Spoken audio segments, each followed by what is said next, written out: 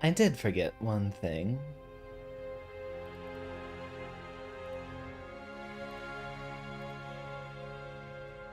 Ah, there we go.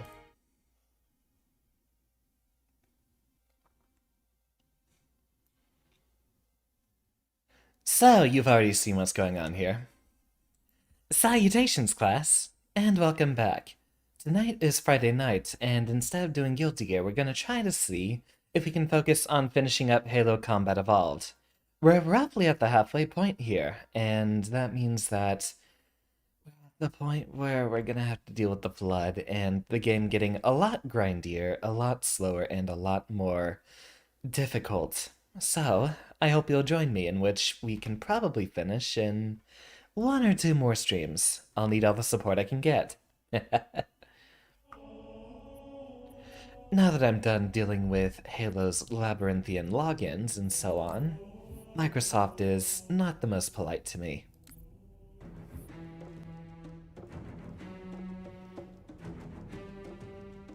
Now, it's gonna give us an opportunity to watch the introductory cutscenes again, right? Or is it throwing us right back into the action? I think we'd like to have it set up with the cutscenes first.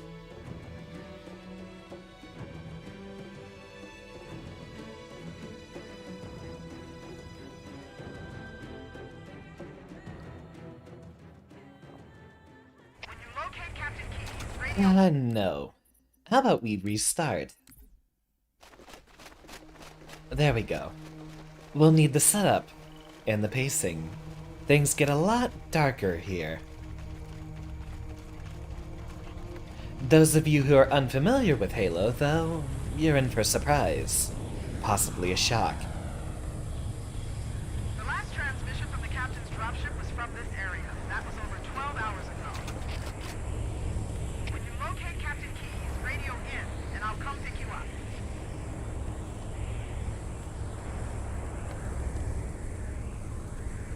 It looks a little loud, doesn't it? I think Halo could afford to be a little bit quieter. There we go. I'll adjust it in the future if things are necessary for that.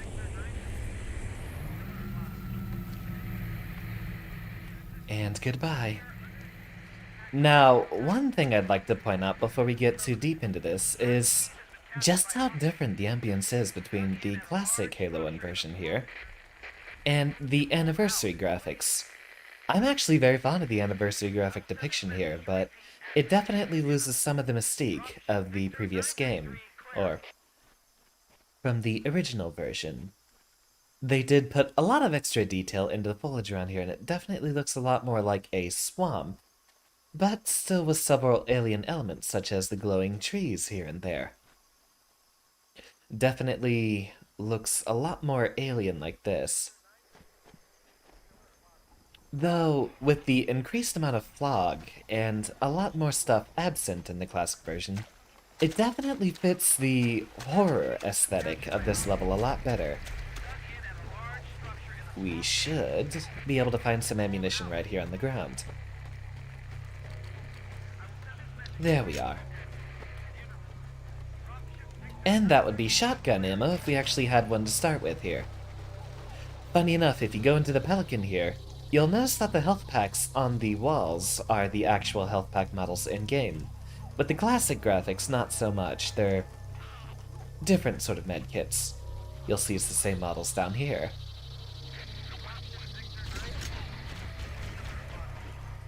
And a 1, and a 2, and a 3. We will have to be careful.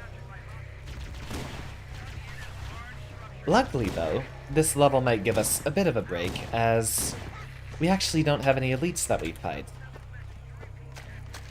For the most part, it's just grunts and jackals. For the most part.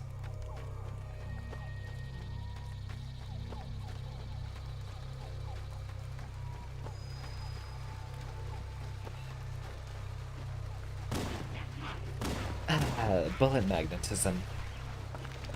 I wish you could have helped me a bit more there.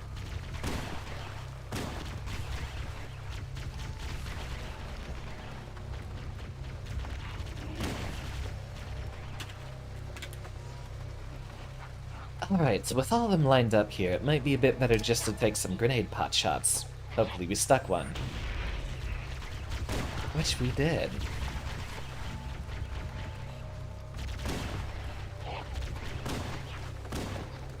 There we go.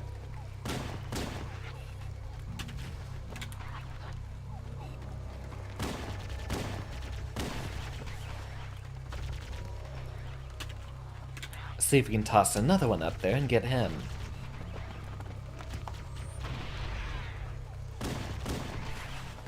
Close enough.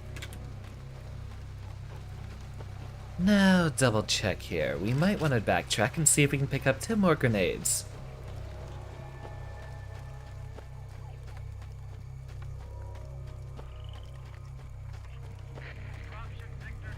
There's 1, and there's 2.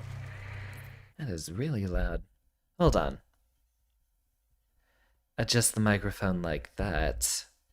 I should be able to hear myself better. Or did that just amplify the gain?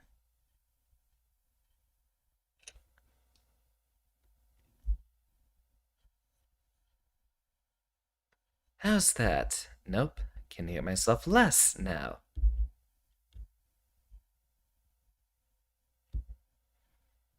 And... wow, I really do have to mess with this a bit more. Grant me a second.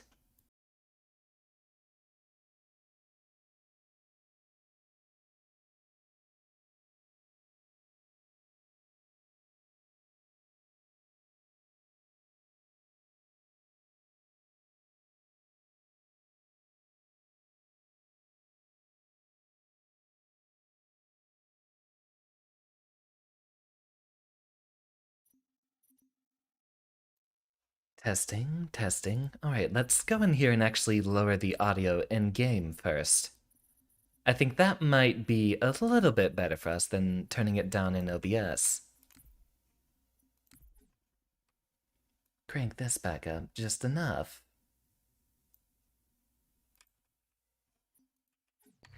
Run our little audio test, and everything seems shipshape once more. Alright.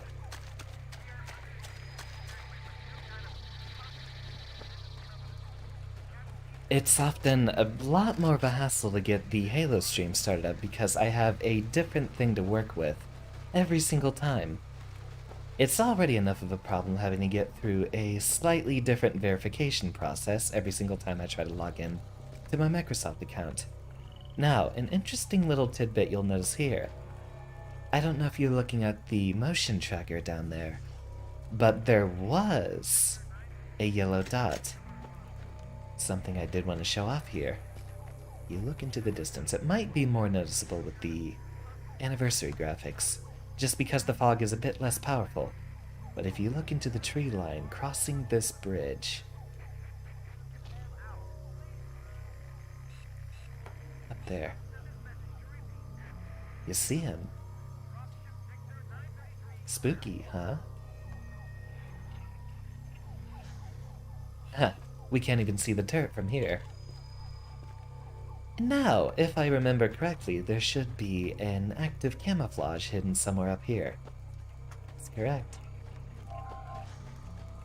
This will make our approach a lot easier.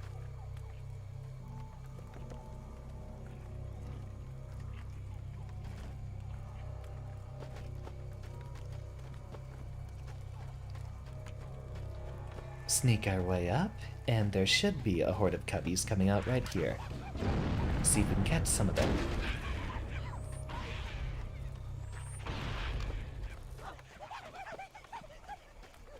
While we're stealthed, see if we can grab a little one of these. And a one of these. Oh, whoops. How about that? And this.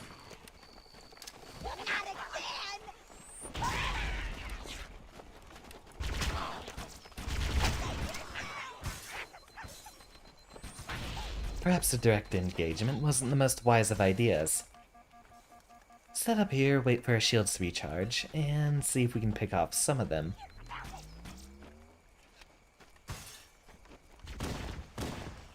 Always did bug me that even the most minor of damage would take you out of your scope.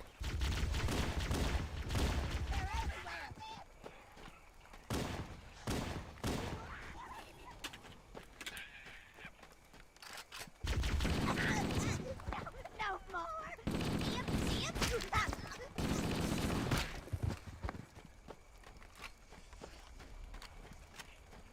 And now comes the spicy part.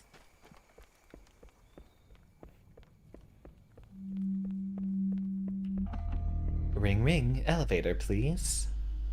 Thank you.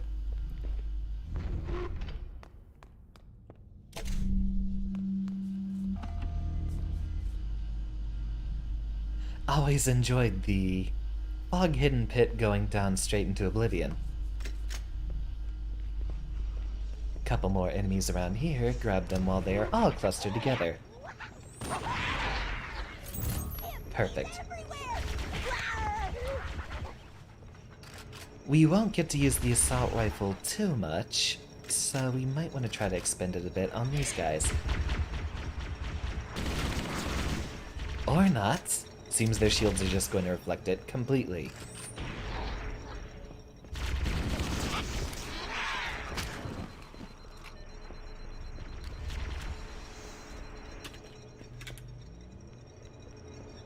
Sneak around here.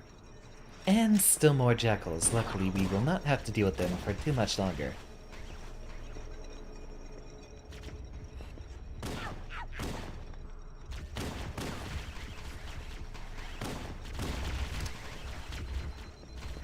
We should have plenty of extra grenades up here. Given that's Halo 1, we can make a lot more use of them. Given that we can carry twice as many as what the future games allow. Kind of funny that Halo 3 went into 4 different grenade types that you could carry 2 of. ODST ran even more with that by letting you carry 3 of each, up to essentially 12 grenades at once. But here, just 8 will do.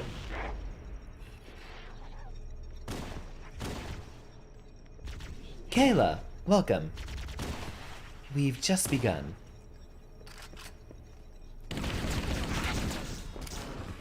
I actually kind of want to head back and show you something that I don't think you've discovered before, but you'll be able to find that in the VOD. Just about 5 minutes ago.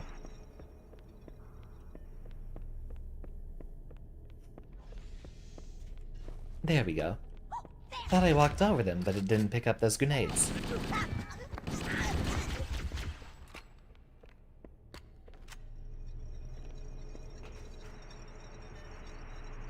You can kind of see the bottom in the anniversary graphics here. I always liked how the original Halo just gave so many pits that had fog, making you not sure how deep they were. Also, it's very different between what seems to be just a metal railing here and actual glass in a new version.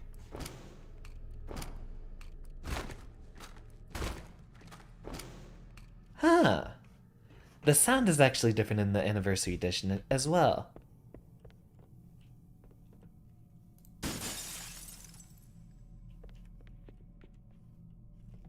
Huh.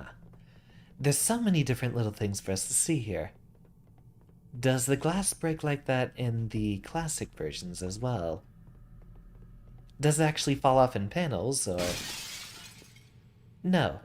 It disintegrates into particle effects. The Anniversary Edition, however, makes plates fall on the ground, which... I was thinking they'd just disappear with the graphics switch. Running out of pistol ammo so soon. Luckily, the assault rifle is a little bit more handy up here. We will not need so many grenades, so might as well use them. You watched your buddy die right in front of you and you didn't think to turn around?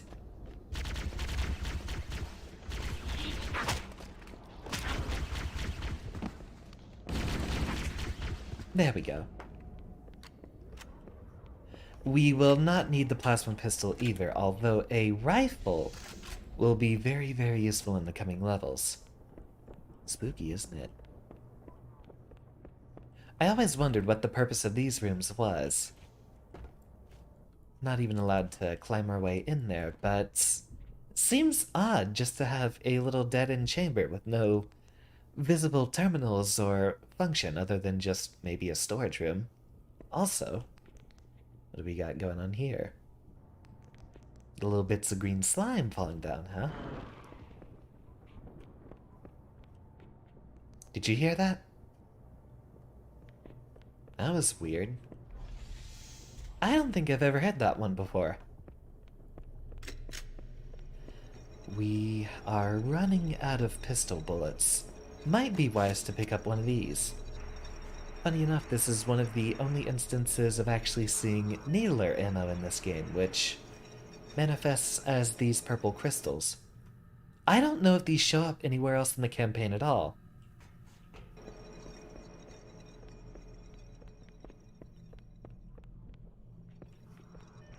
Only one way to go. Into the mysterious flashing defunct lights.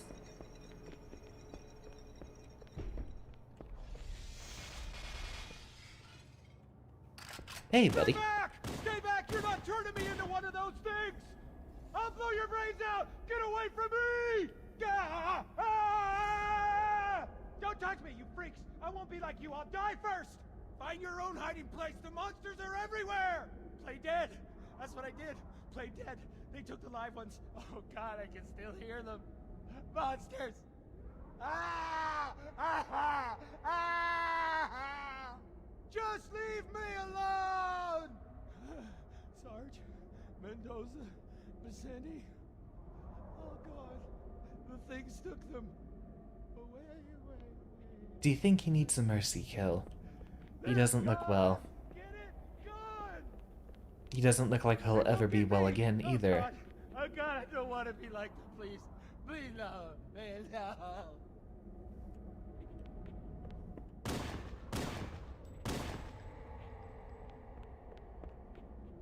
Also, there's all the glass in the center. This is one of my most fun activities, breaking all of this.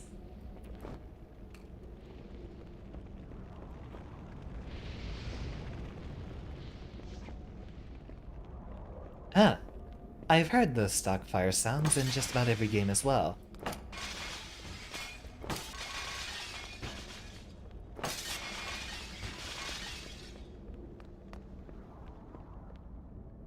I'm sorry, friend, but I know what happens next.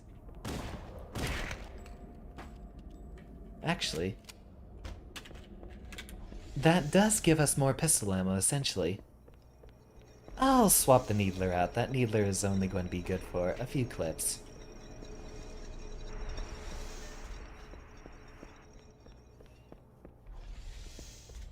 Rest in peace, soldier. Preferably in pieces, knowing what's next. That might be a bit better of a fate for him.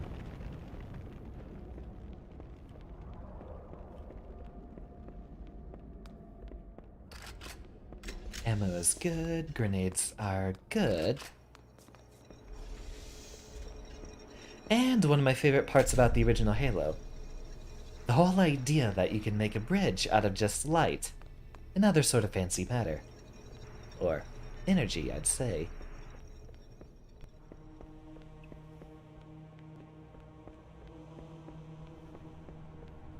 Take in that atmosphere. That doesn't look at all like an arena, does it?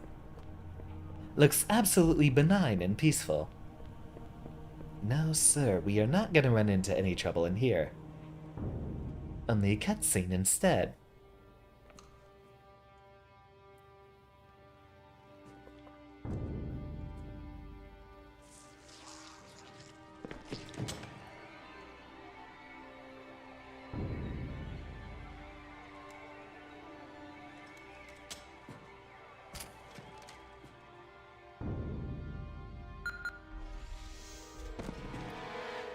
Funny how Ancient Forerunner tech still uses red, yellow, and green for their panels like that.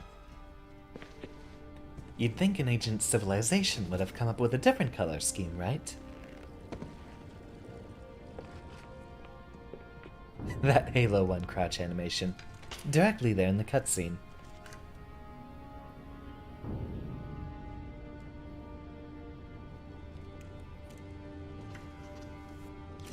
Private Jenkins, huh?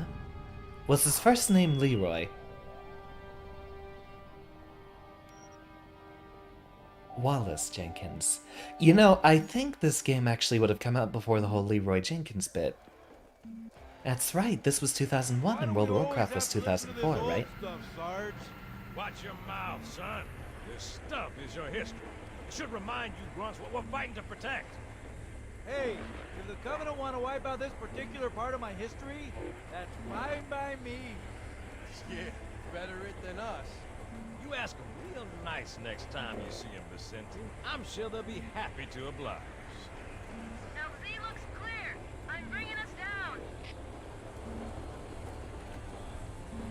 Go, go, go!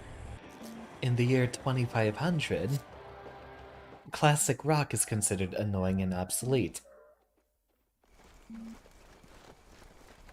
Stay close, Jenkins.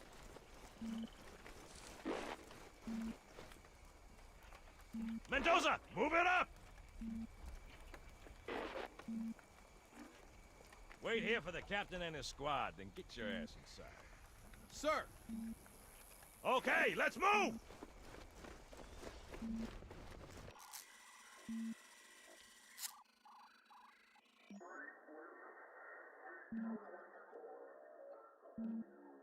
Which is weird, right? I mean, look at it. Something scrambled the insides. What's that? Plasma scoring? Yeah, I don't know. Maybe there was an accident, you know, friendly fire or something? What do we have, Sergeant? Looks like a Covenant patrol. Badass elite units. All KIA. Real pretty. Friend of yours? Nah, we just met. I did very much like this presentation.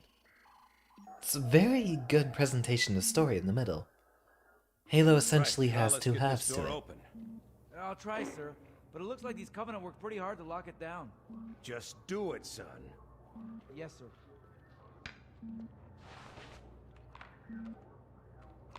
Oh, wait, that's right! That's actually a UMSC terminal there. Our own little keyboard.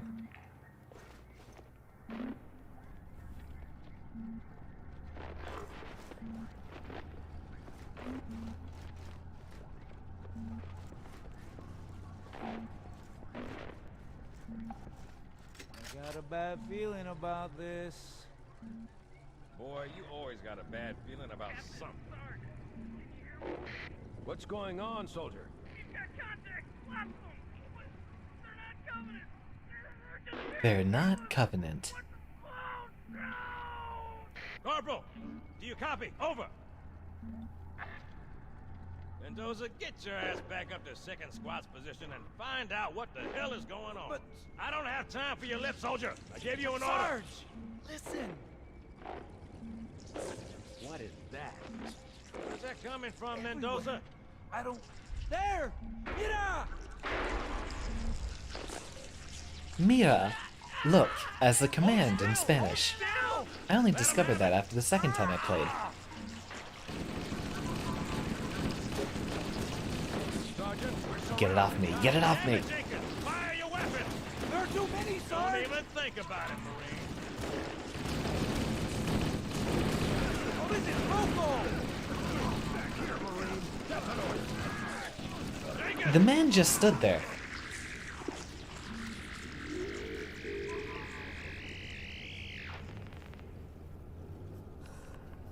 At the bottom there, incapacitated, or KIA with a question mark.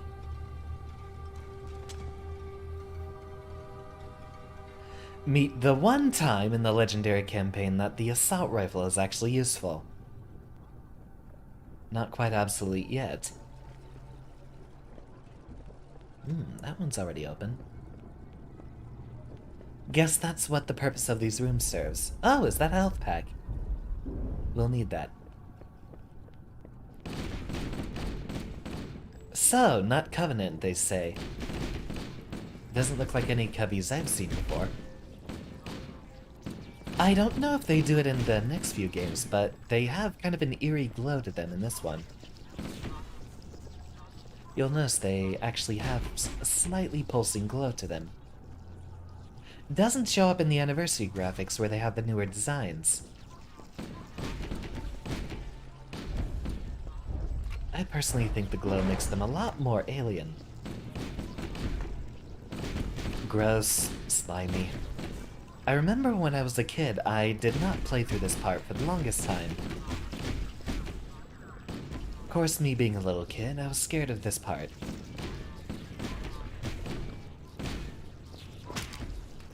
Funny enough, the weird twitchiness to their animations and the lower polygon graphics actually made the older versions of them a lot scarier to me than the newer ones. I could get through Halo 2 and 3 just fine. But Halo 1, they definitely seem the scariest. Just a good bit of kiting, backpedaling, and firing will work for us.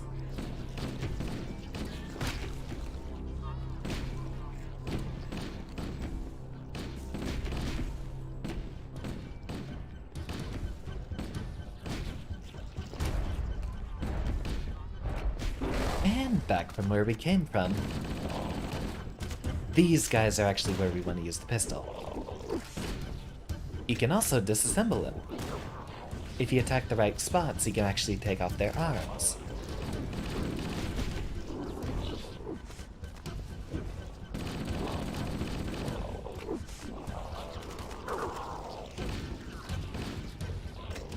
And a 1, and a 2, 3, 4, 5.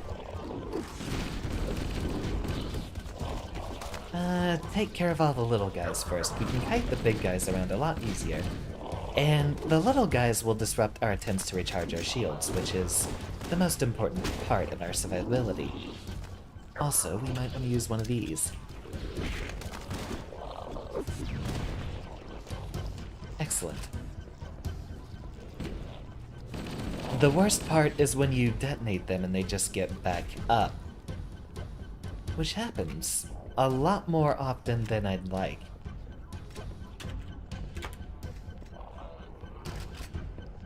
Make sure we have everything ready to go. You know, that's a very, very scary implication there. There's red blood in this room, which means that one of them must have died cornered. And bringing that health pack in there.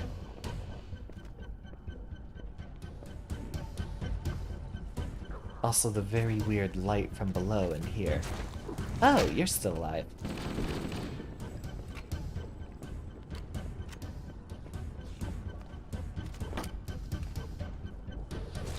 See, all those glass rooms don't seem to serve any purpose when I look at them. Forerunner architecture in the first game really struck me as odd. A lot of it seemed to be all aesthetic and very little of it for function. Also, mailing these guys basically does nothing, so we will have to use bullets.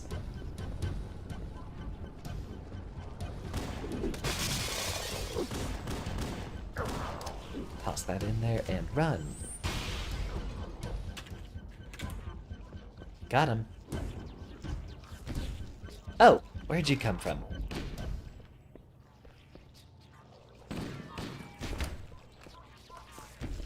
Guess they were all hiding up here, waiting for me.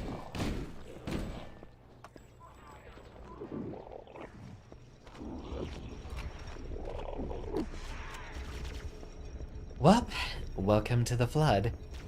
Here's the second half of Halo 1, where things get a lot more slimy. Ah, right, we can't go that way anymore. The route out is a lot different than the route in. Although it is mostly the same few rooms we need to take. Already got your intention, unfortunately. This is a very interesting little spot where we have a demonstration that the bigger guys, well, they can jump. I don't know if they do it in Halo 1. I know they do it in the later games a lot. Let's see if any of them arrive up here. Ah, there we go. He was jumping. Welcome, Siphon. Don't mind being late. I was definitely late to get the thumbnail and video up. Deceptive. We can't go through there either, even though the lights here are green. They're trying to tell us yes, but the door says no, so we do have to go back down there.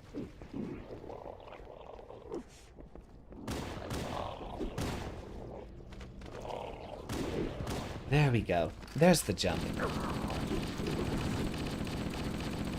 We'll try to use the assault rifle as much as we can because I love the sound. You don't get enough of it with this campaign, given how useless it is in every other encounter. Good. Just as long as that glass doesn't break.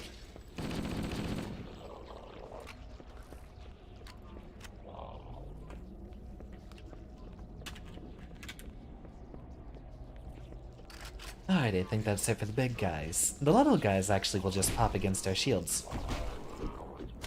Oh, nope, we still got you.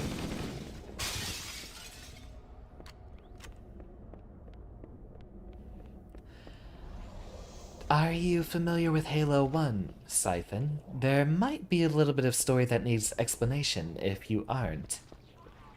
This is a very, very crucial part of the campaign, this level.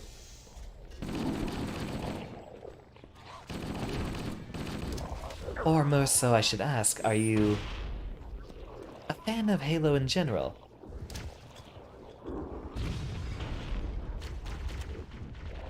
Ah, they're distracted. Quick, run.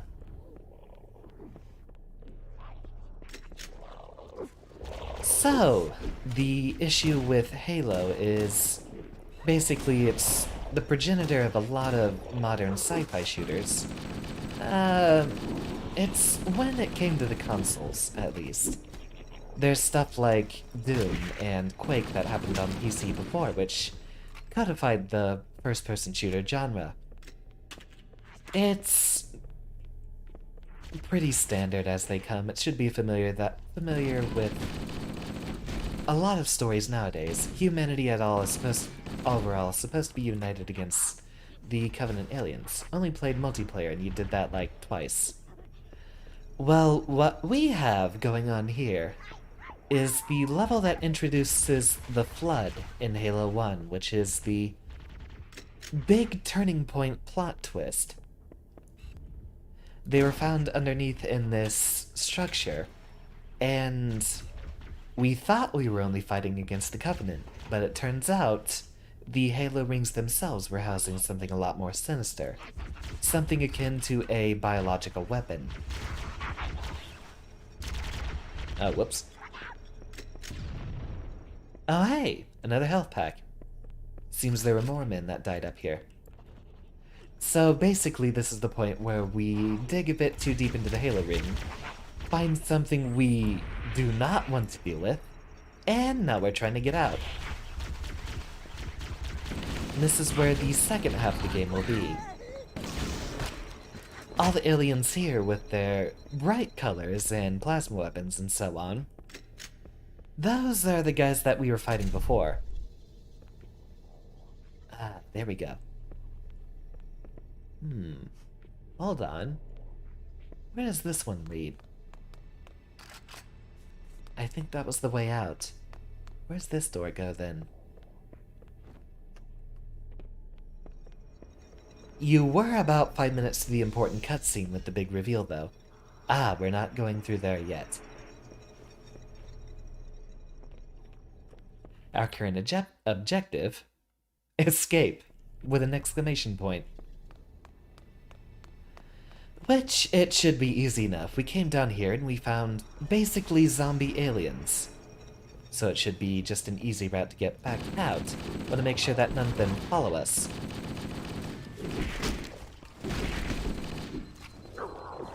And toss this on the ground.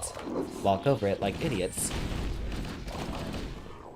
Ah, didn't calculate it.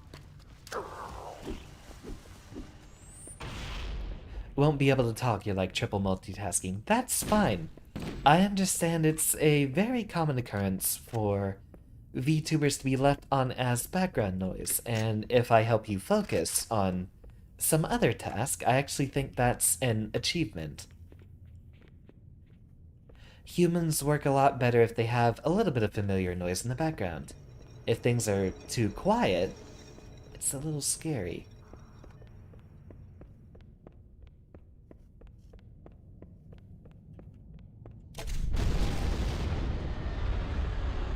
Oh. Never mind. Guess we aren't using the same elevator ride out that we used to get back in.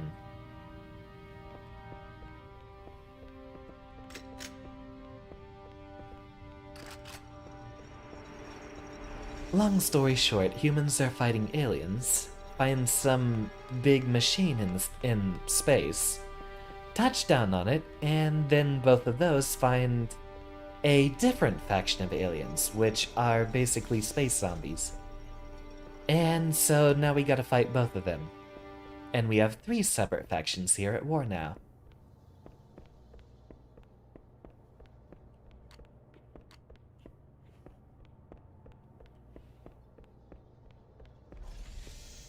No easy way out. Always found these little machines interesting. Again, really no idea what they're supposed to be doing here. All the little electric sparks happening.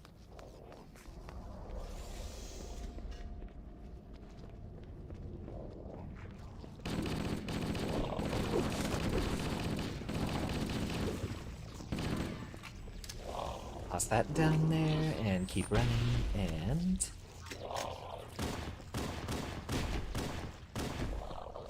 Well, I'm trying to shoot the big guy, but the little guys keep jumping in the way.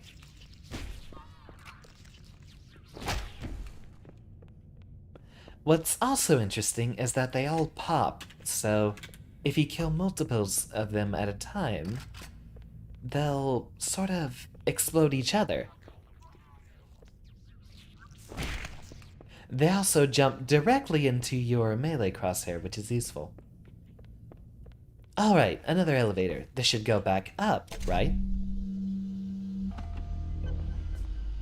Cue the horror music again, with the blood splatters all over the walls. Where we get the reveal that, oh no! We have to go deeper inside. And now, the zombies have guns.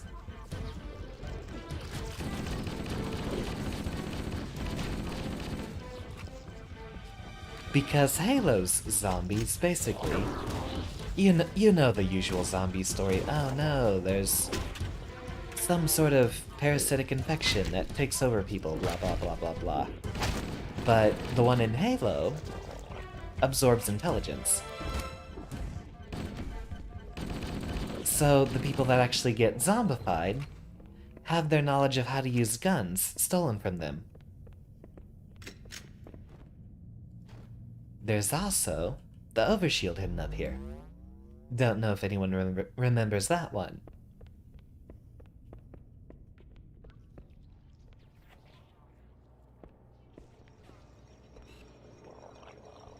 There's the malfunctioning light bridge here, which we want to go across, but it doesn't look like we'll be able to. If we take as little damage as we can now, we can preserve our overshields.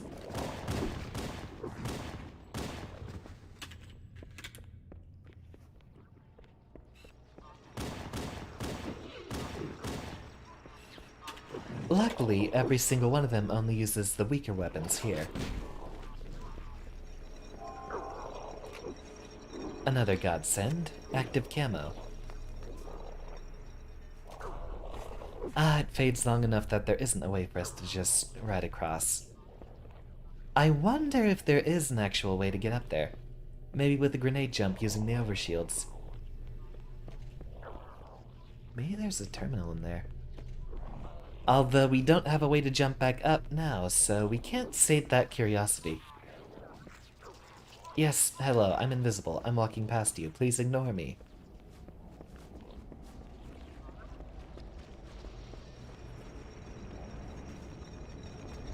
Take the health back. Sneak our little way up here. We'll need to save every bullet we can.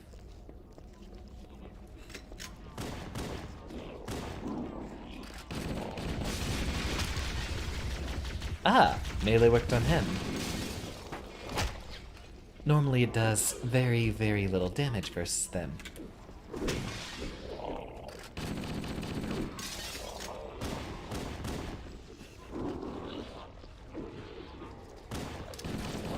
And drop those down. Jump back up over here, get a few more shots in.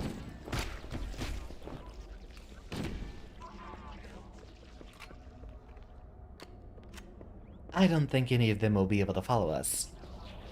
That's right! We do get to see what's on the other side of the bridge, because we go through another room, up and then back through.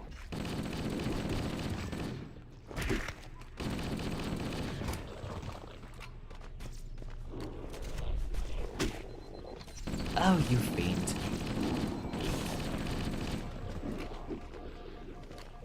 Already low on health again. Yeah, they're not gonna follow us up. Oh, yuck.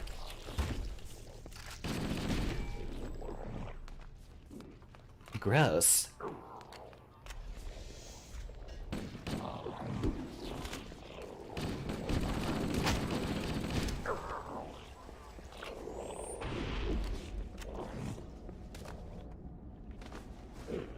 Sometimes they get back up.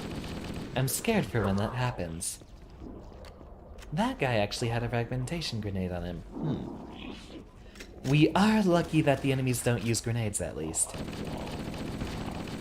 At least these guys don't. You don't want to aim for the head on these zombies. You want to aim for their chests.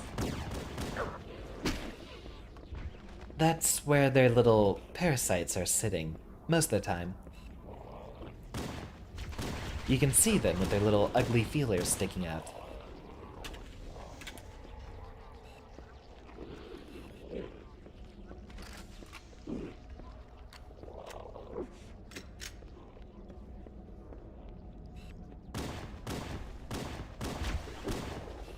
Ooh, got him right as he arrived up here. And he delivered us one of the best weapons against the Flood. If it would hit... Never mind, give me that back. Those plasma rifles are actually going to be very important to us in the next level, where they're a lot more frequent. More so than any of the human weapons.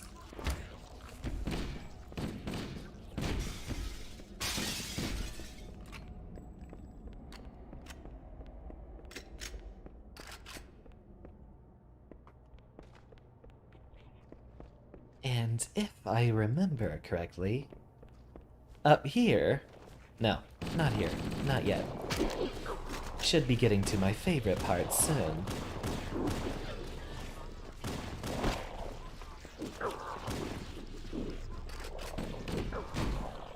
There it is. One bullet popped 3 of them. Because they all detonate with tiny little explosions. Affects all the other zombies around them.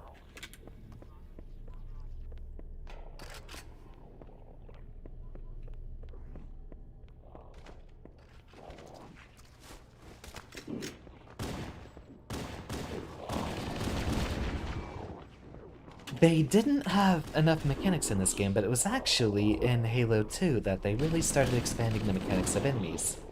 In this one, you can shoot their arms up, interestingly enough. There we go.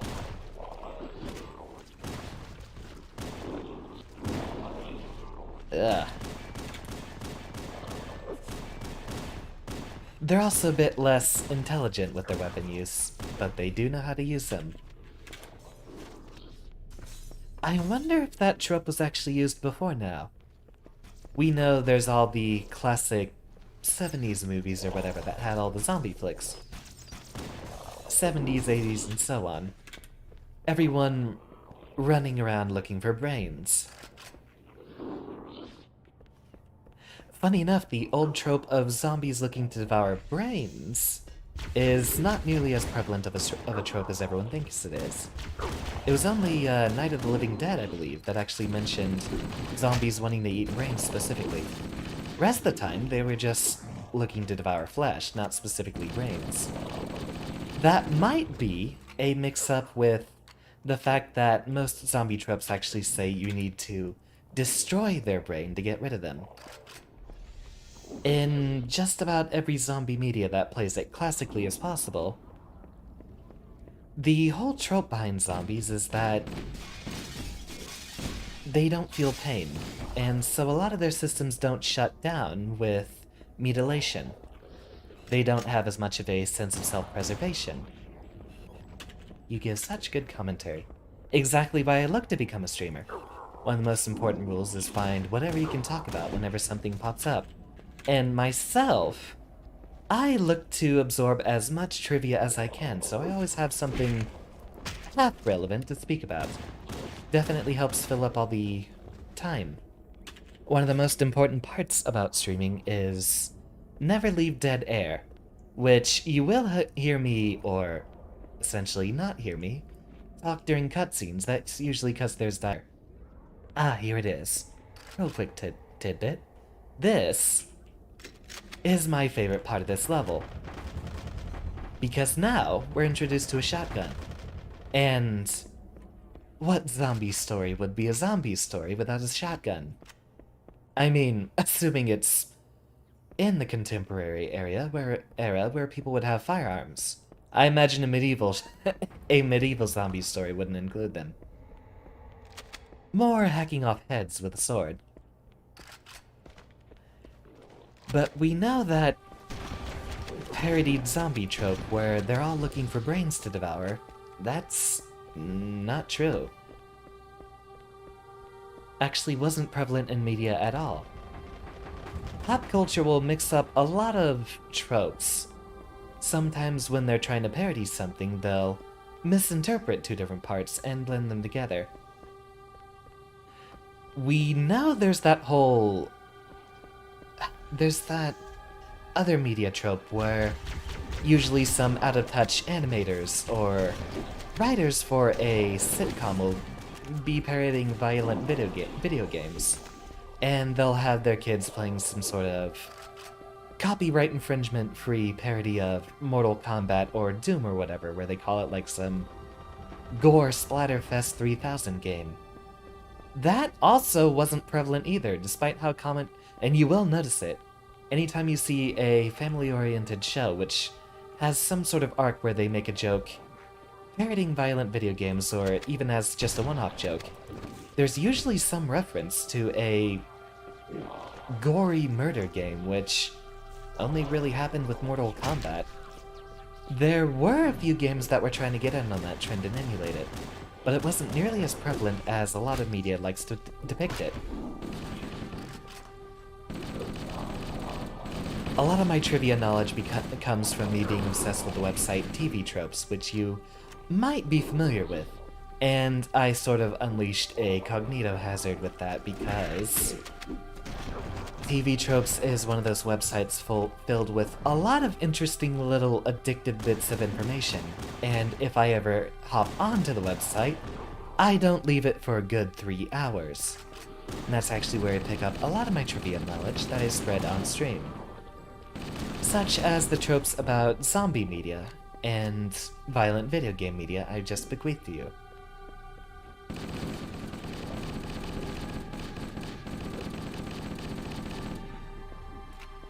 It helps the sort of teacher or scientist bit because I always have a lot of things to be saying. A lot of miscellaneous useless things to be teaching. Do we even head anywhere in this room? Seems I'm walking in circles. Let's head back upstairs. Ah, that's right. This room did have another staircase, right? That's what that platform with the shotgun was supposed to be for. A way to get upstairs, if I remember. Ah, that's right. Right here. They have this part of the platform of the bridge up here that's been lowered specifically. This is to catch your eye. If there's an unusual or broken part of the architecture, and it's not prevalent in every single bit of it, It's supposed to gather your attention and let you know, hey, maybe you're supposed to interact with this. Hence, the symmetry you find in this room, the four-way symmetry. We have the doors on each side, we have the bridges going onto every part of it. Over here, where there is the fallen piece of the block here, and then the broken bridge next to it, that is the signal from the game designers that this is the part you should be going to. If something breaks the symmetry.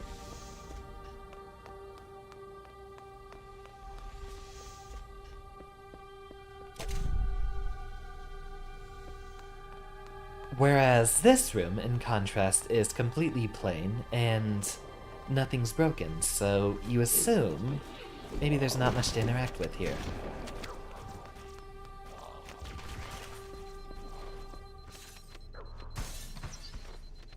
Wait for the shields to recharge, hopefully. Ah, checkpoint at one of the most inopportune times. Maybe it would have been better to keep the pistol. Pistol for long-range engagements, got it. All the little guys we can probably get rid of with a good melee tap.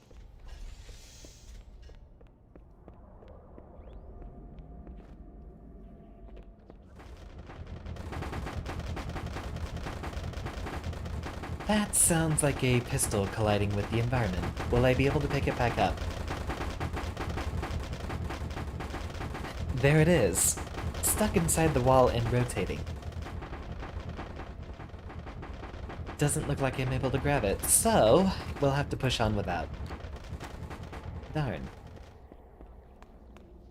We might be able to pepper them with a few good bullets using this weapon. Every single Halo manual basically refers to the MA5B assault rifle, saying you should use it in controlled bursts. Don't hold down the trigger. It actually remains more accurate if you just tap it occasionally.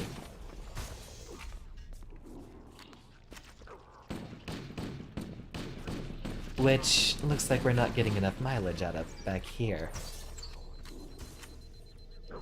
That's where these come in useful. Of course, a zombie like that wouldn't know to dodge an explosive. They don't have animations for that, unlike the Covenant, which will dodge your grenades that you throw out there. So we have a very interesting experience. A lot of people comment on the AI of the original Halo games being one of its biggest unique points. The Covenant enemies actually interact differently depending on the situation. They will flank you, and one of the most common tropes that they try to push you to is kill the big guy first. If you kill the elites standing around with all their other little squad mates, the grunts and jackals will start panicking and running around if their commander is dead.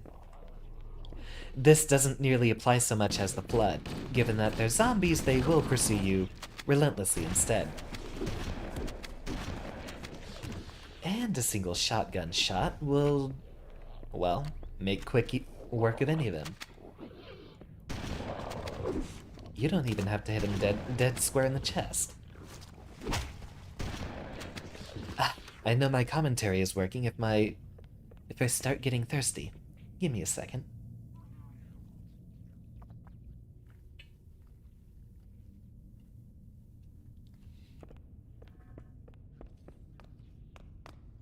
Should be coming up on our first break a little soon. This is Echo 419. Chief, is that you? I lost your signal when you disappeared inside the structure. What's going on down there? I'm tracking movement all over the place. Violence. Violence is what's going on down there. Your favorite's always been the shotgun. I disagree, actually. I like it more so nowadays. Oh wait, dialogue. We gotta get out of here. There's a large tower a few hundred meters from your current position. Find a way above the fog and foliage canopy and I can move in and pick you up. Ah. That guy actually has hair in the classic version, but he's bald in the anniversary graphics. Now, let's see how many of them we can save. Because now we have to go in and run through all this swamp.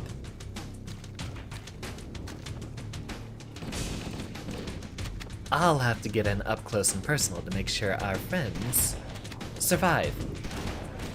After all, they're going to die very, very quickly against any of these folks. In the first game, and heck, I'd say leading up to Halo 3, my favorite weapon was the Needler. Aesthetically, it always stuck out to me having a weapon with these glowing pink crystals jutting out of it. It looked coolest to young little Xander. Although I'd say ever since Halo 3 or Reach or so, that's when I became more accustomed to the aesthetics of the human weapons a lot more. Oh dear. You guys ran up too far. Well, I think they're all dead now. Backpedal, shoot the little guys, they will disrupt our shields. And if your shields are down, the little guys are actually more dangerous. Since they don't die from touching your shields immediately, they do actually continue to damage you. Well, good news is that is our first death of this game so far. Well, of this stream. This is actually one of the easier levels in the game. Sort of a second tutorial as they set you up for the new enemies.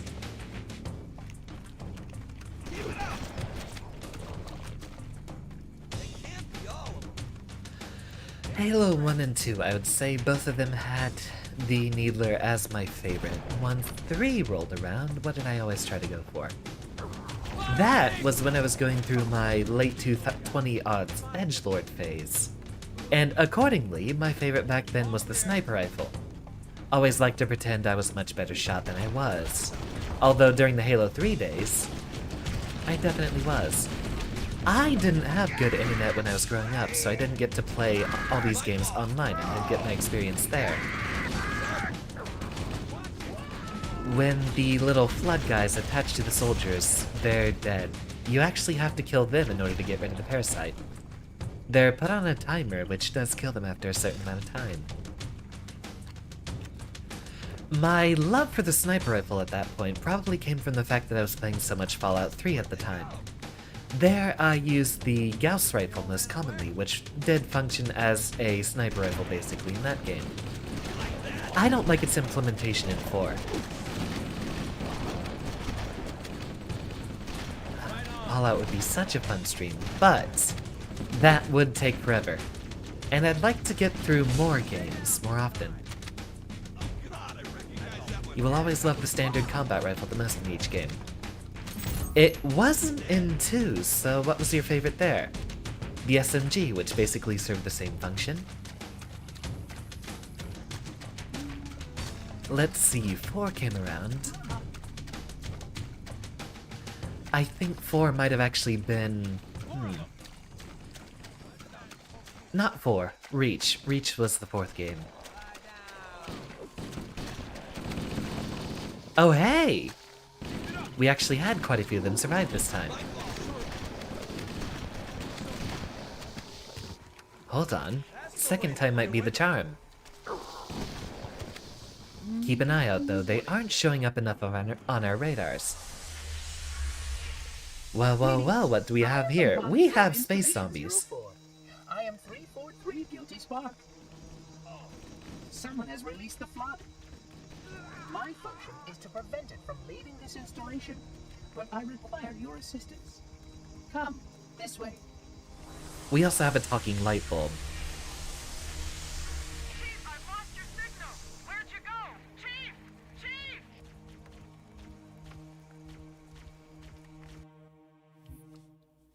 I think when Reach came around, it actually did start being the shotgun, because the shotgun in Reach was incredible. I think that was the first game where it could literally kill someone at full health in multiplayer with a single shot. Welcome, Ilya. Broham, by the way. And you have arrived just in time for the most infamous of Halo 1's levels, which, in retrospect, I did actually play this about 1.5 years ago on Legendary Solo, which is the only reason I'm doing this stream now. lets me know that I can handle an experience like this. Can activate the installation. I am a genius. Yep, that is absolutely a talking light bulb. I didn't like him back in Halo 1, but after going back through and playing Halo 3 and seeing his performance there, I'm actually quite fond of Spark, this weird little gimmick.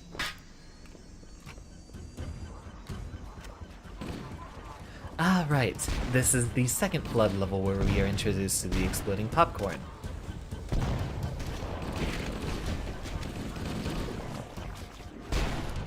Which has a very violent explosion attached to it.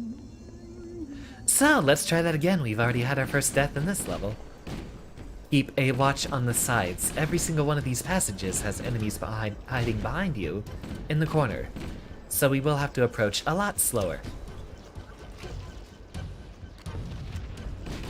Luckily, explosions always set off those guys. You'll see when they land, if they were damaged by a grenade, they never explode automatically. They always find some time to fall onto the ground and explode. And that's where they start having more of these tiny little popcorn kernels everywhere.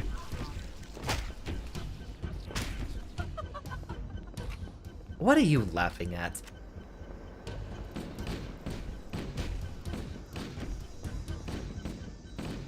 I know you have a laser, might as well use it.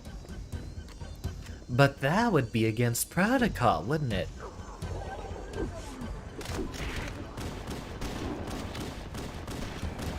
This is also where the enemies, the other floods that we went into, they also start using more violent weapons. Expect us to be killed a minimum of one time by a surprise rocket launcher.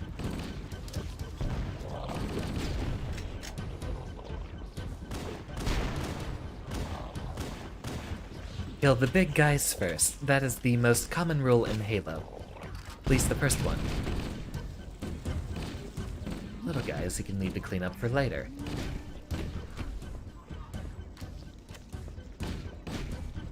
Yeah, I'll say when Reach came around, that was actually where the shotgun became my favorite. The multiplayer maps there were a lot more close quarters, so there was more of a chance of me getting close and making sure I could kill someone immediately.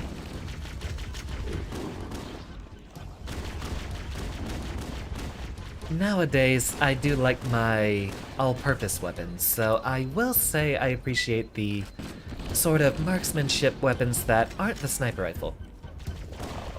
Sleep time for you. Well, thank you for showing up at least, Ilya. Always happy to see returning face. I hope you sleep well. Oh yeah, once we get our hands on a shotgun again, it is definitely big shot time. The big shotgun. Which would be the case if we were playing Cursed Halo. That might be worth a play sometime.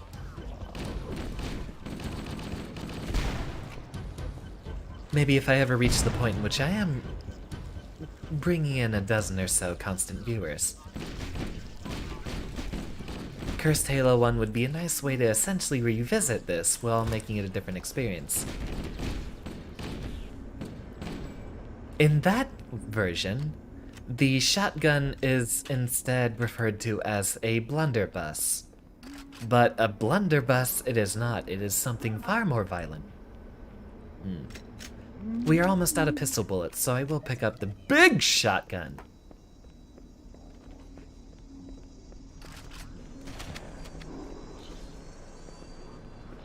Reach being your favorite, only played it recently. In retrospect, I think Reach is still my favorite as well.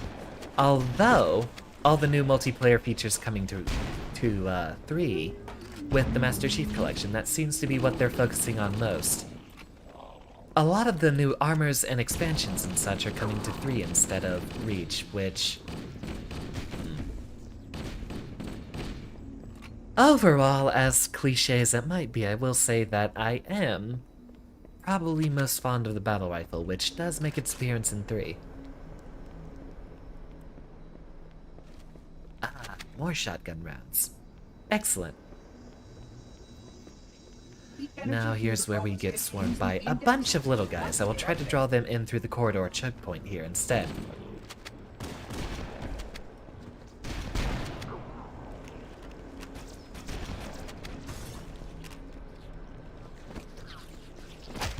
Give them a good smack. Bam. One of these days, if I do actually start pulling a larger crowd, I will like to do some multiplayer games. That also is one of the higher-ups on my potential collaboration ideas. I would very much love to do some multiplayer Halo. In fact, I did throw around the idea of a Halo 2 multiplayer collaboration with one of my VTuber friends. That might be the first collab that we go through with.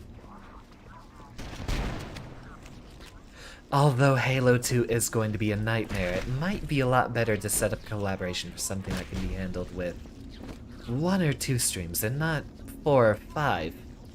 Halo 2 takes forever to get through. A lot of this being set up for the release of Halo Infinite later in December, I believe. Which we might only have enough time to get through Halo 1 first.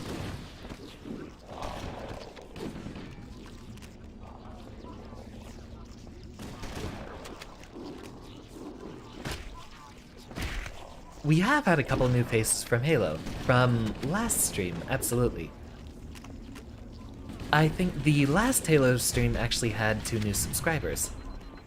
They showed up out of nowhere. That week was actually incredible. That was before the first of our Terraria streams, which to date is still my most successful. Which, at this point, unless some sort of miracle happens, looks like it'll be the subject for tomorrow's stream as well.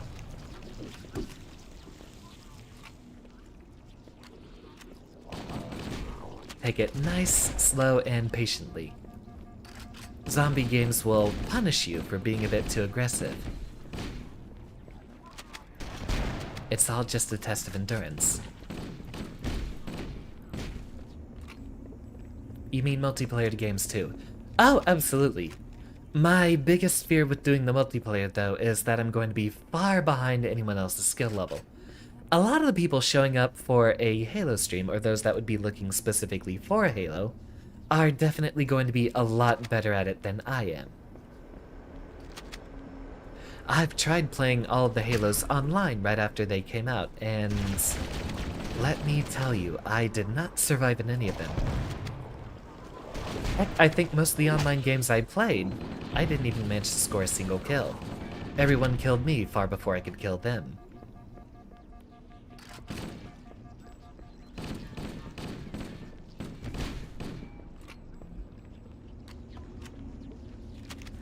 If there was a multiplayer Halo game, or Halo stream, it might be set up mostly among friends, possibly as a collaboration. Or it might be for sillier game modes, instead of some of the classic Slayer, or CTF.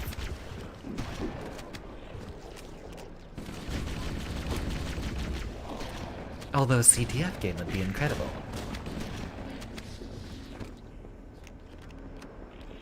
Fun modes can't really try hard in those, definitely. I actually do like the infection game modes a lot, and that mostly works best in Reach, I believe. At least that's where I spent the most time and had the most versatility with the zombie systems. Though in retrospect, I did have the time to play with Halo 2 Anniversary multiplayer, and that seemed to have a bit more of an expansive ability to change the zombies there.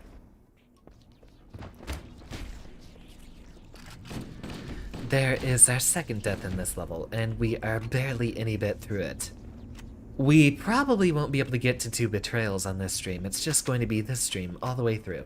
Or at this level. Which is going to be a pain. We are almost out of assault rifle bullets, so we will swap that out.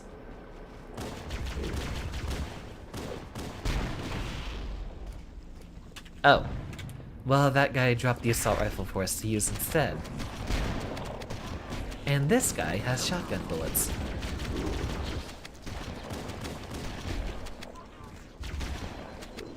focus on the big guys because we can outrun the little guys all day.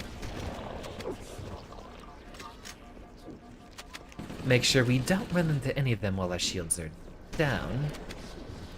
And now we can have a little bit of a better time getting rid of the tiny little stragglers. Z! Welcome. Glad to see you. We are currently in the most infamous level of the game. Gonna be running through the same hallway about 4 times.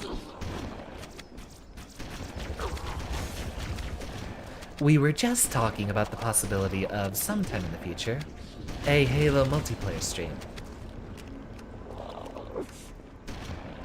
I'll have to talk to VTuber Twitter and see if there's enough of an environment for Halo multiplayer. I might ask for that around when Infinite shows up.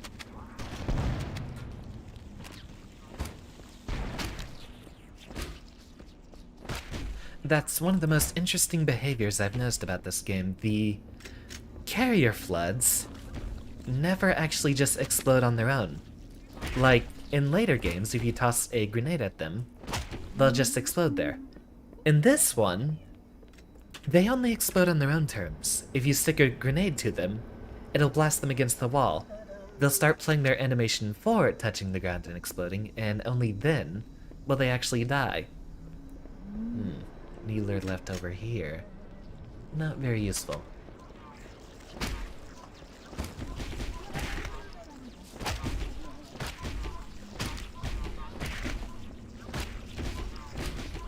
I'll definitely start looking around once Infinite releases, within that first week or at least leading up to it, seeing if I could get into any sort of multiplayer Halo collapse going on there.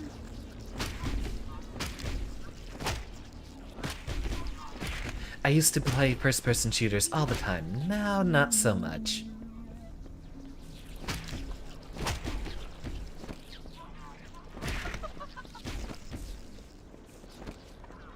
We do not want to waste our shotgun bullets on these guys, since a melee will do fine enough. As I said before, they also explode when you kill them, so if enough of them are clustered together, one punch can actually take out a bunch of them. And I have a feeling they'll keep respawning from there, so maybe there's not really a purpose to defeating them. The security doors have sealed automatically. I will go access the override to open them. Ah, right, we have to wait on him now.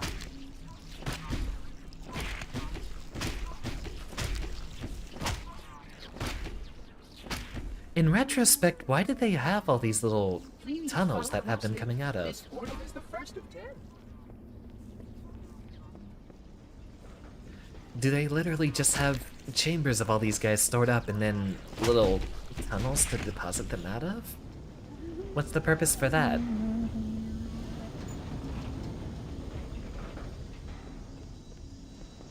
Puzzling. You brought such ineffective weapons to combat the flood, despite the containment protocols. There's a little bit of insult from our 343 guy there. He always seems oblivious. He seems to think that, well, maybe we should know what we're doing here, but we kind of showed up to Halo on accident.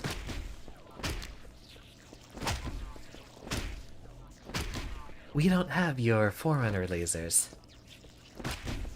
Wish I could rip one out. Would have made all this a lot easier.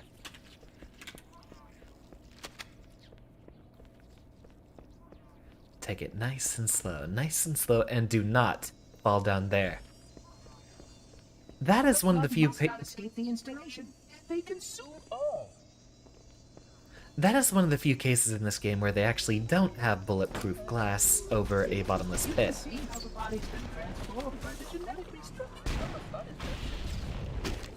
infection. Also, the exploding popcorn guys will detonate any grenades on the ground as well. And we are dead. We should have our first health pack showing up soon. I'll just toss this up in there.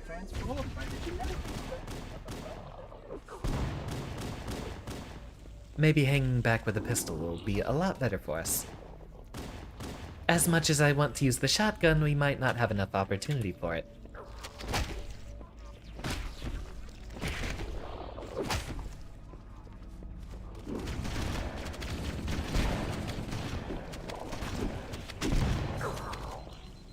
And they're showing up behind us as well, of course. Hide around the corner, make sure we can kill anyone that shows up around it.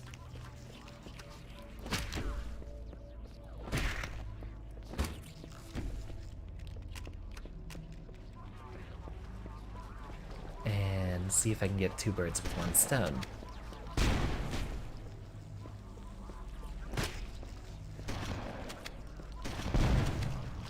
We have plenty of space to move around in this level most of the time. We will have to make use of it.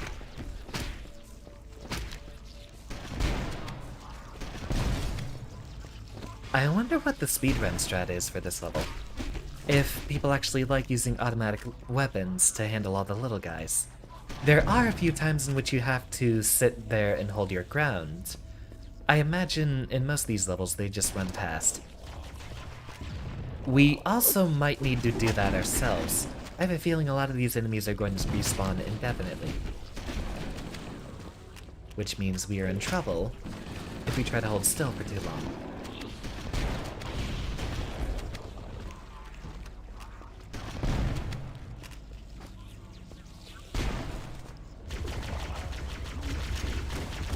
See, there they are again. And behind us. And in front of us.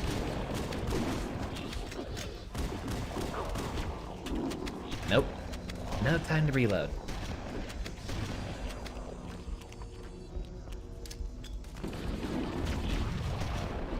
Ooh, that was an excellent toss. Ooh, overshield. There we go. We are saved. For a time.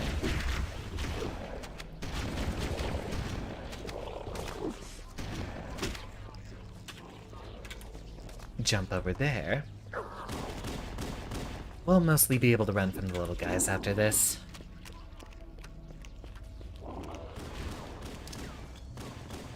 We must continue. This installation's research facilities are most impressive. Perhaps you will have time to see them later. Yeah, sure, take me on a tour, but do you notice I'm being killed over here?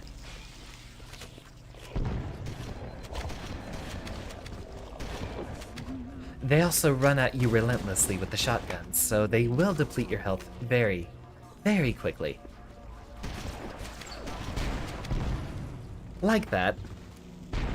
Except that was the bigger exploding guys. You can see how the body's been transformed by the genetic restructuring. We are set back quite a bit by that, so we will instead just keep running forward. Spores that cause a host to you.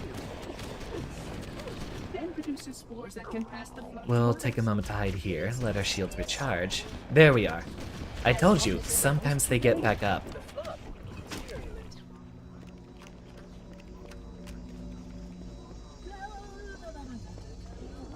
Toss one in there. Shotgun down here, down here. Grenade down there.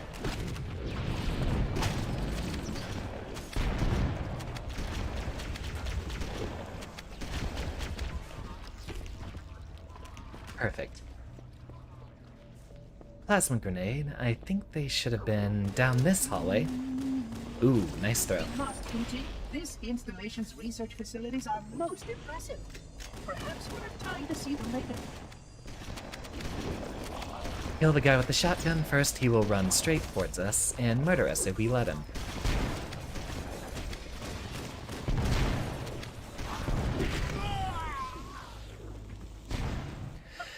Yep, that's going to be this level. Almost like Sparks mocking me with that laughter there. You can see how the body's been transformed by the genetic restructuring of the blood cells. The small creatures carry spores that cause a host to mutate. The mutated host then produces spores that can pass the blood to others. It is insidious and elegant, as long as it goes to humane. Yep. Welcome to the library. You can see how the body's been transformed by the genetic restructuring of the blood infection. Small creatures carry spores that cause a host to mutate. It is insidious and elegant. Elegant, you say? I disagree. It's very, very ugly. So this is actually why they took out the health separated from shields in in the future Halo games. Or, in the case of Reach, dialed it back quite a bit. There are cases where you end up in a checkpoint with too little health to continue forward properly. We might want to try to see if we can hold our ground a little bit first. Although I'm pretty sure they keep respawning. There, I think we have already broke our record for most deaths in a single level. Mostly we'll just have to retry until we get a single lucky run.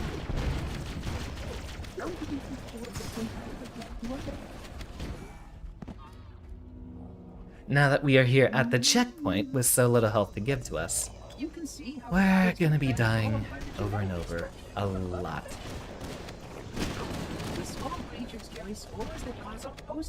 They do show up with random weapons each time, so I think they are actually just randomly generated over and over again. And we're not gonna run out of enemies that we have to fight. Right there.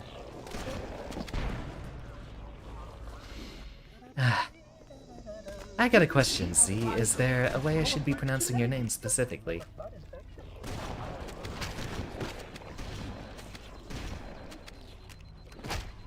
Wait for our shields to recharge.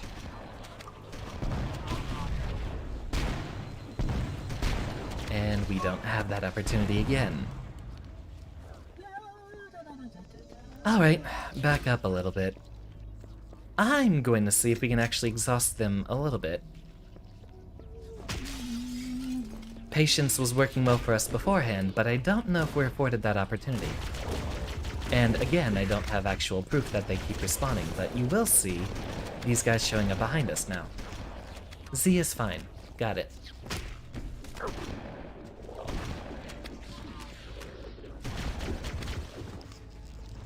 See if more of them keep showing up behind us. Looks safe.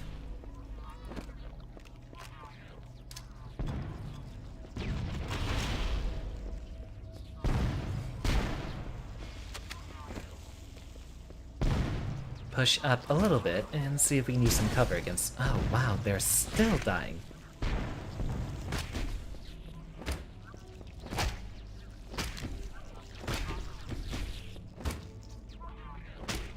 This is the level I should have done drunk.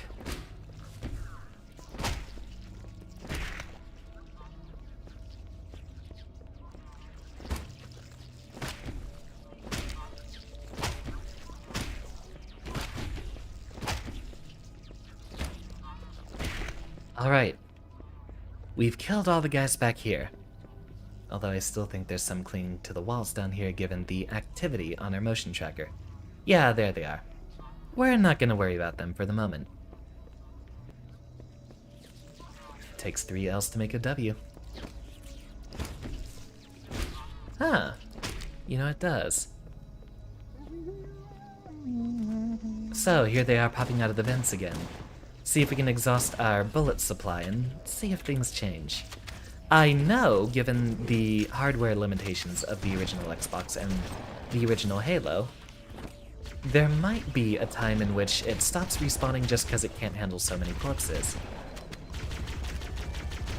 Although they might use clever little tricks like making enemies despawn as long as they're outside of your field of vision. This guy has no arms, so he's actually not a threat to us anymore.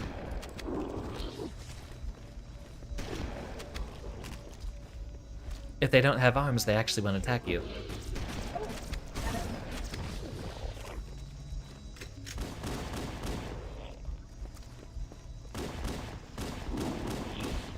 There we go, getting up when you shouldn't again.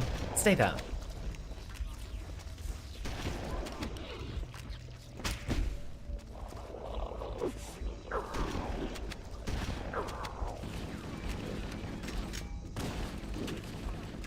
What should we name him? He's gonna be following us around now.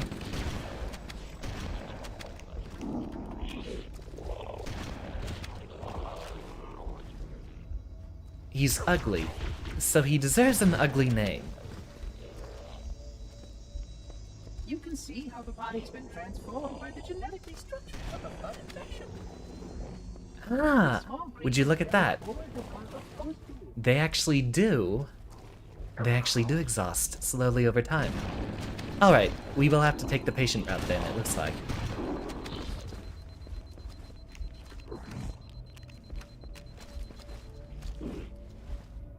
You know, there's unfortunate implications if I were to give you an actual real-life name, and I don't remember anyone that I particularly hated whose name I'd like to give to you, so we'll just call you Stinky. Because I imagine rotting flesh does not smell very nice at all. Come on, Stinky. Alright, so we do know that we can exhaust all the enemies respawning. Chat delay just kills you.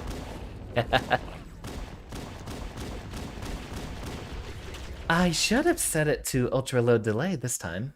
It might just be low delay. Let me check that real quick. Because it does have to go through Restream since I am simulcasting to Twitch as well. Take a good moment to get a break too. Yeah. Take a breath. Ah, it is set on ultra low latency, but right now it seems to be having a bit of delay. OBS says 2.8% of frames are being dropped, so we might be suffering a little bit on our connection.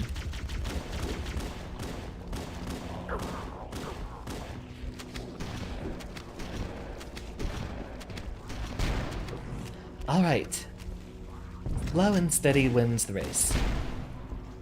We'll just sit back while we have cover and make sure we get rid of all the little guys.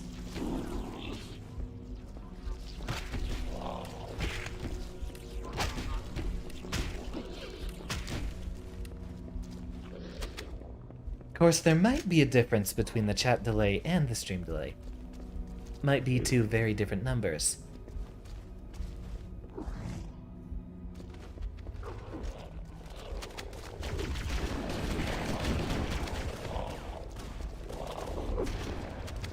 Aw, Stinky died.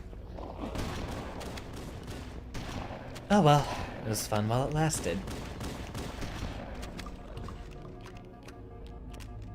We also picked up a health pack and already lost enough health again. Hopefully we'll have a checkpoint soon. If we stand still, usually one triggers.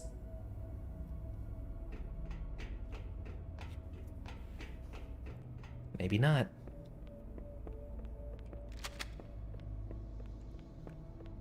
Toss this in here. We must continue. This way, please.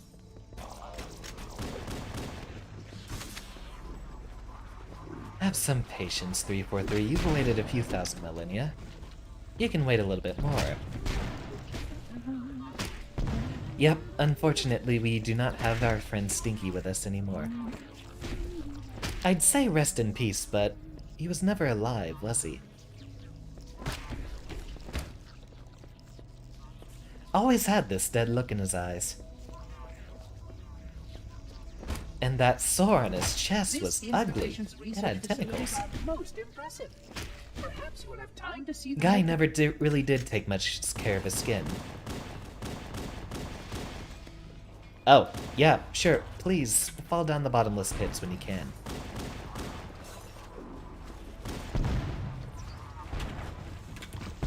Here they are showing up behind us. Be careful. Rest in pieces, Stinky. In pieces because he had no arms either.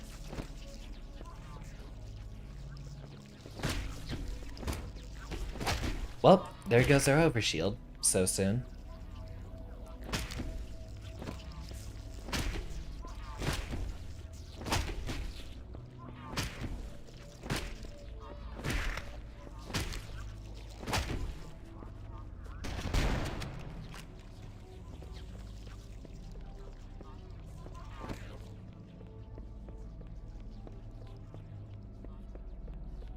Right, we're doing a lot better this time since we're not rushing through. Seems that is going to be the case here.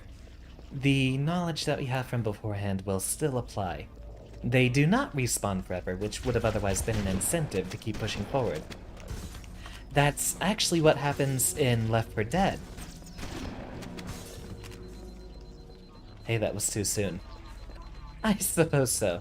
He didn't only die a few minutes ago.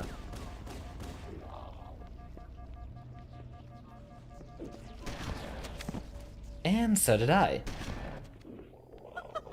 Ah, good. We did have a... We must continue. This will... We did have a checkpoint back here. I am a genius. Although it's unfortunately after Stinky left us. Oh, wait. Oh, wait. No. That wasn't Stinky. That's one of the Elite Bloods. Was that a new Stinky? Stinky 2.0. This installation's research facilities are most impressive. Perhaps you will have time to see them later.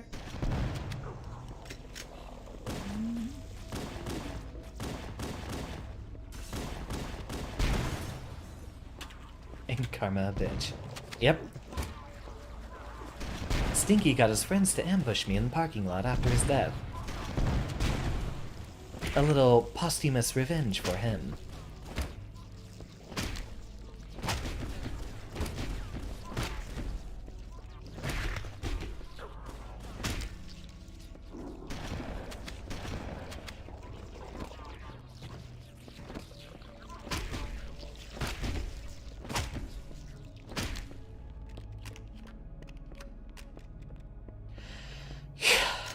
Please tell me that's the end of it.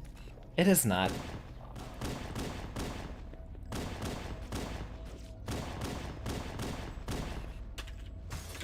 Yeah, here Xander was, leaving the funeral. Walking over to his car and then just a bunch of zombies come out of nowhere and start beating him up.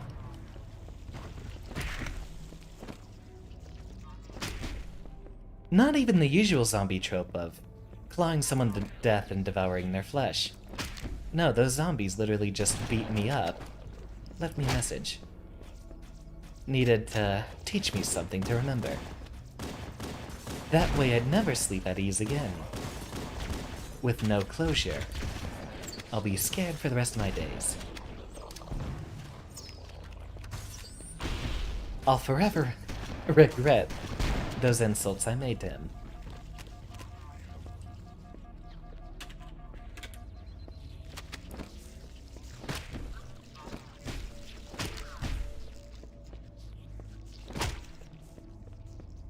At least they jump right into your crosshairs. And they're still respawning.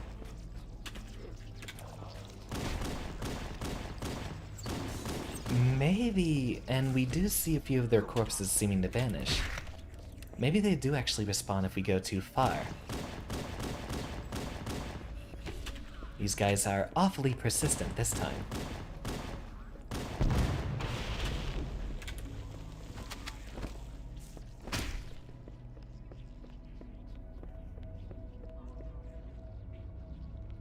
Finally.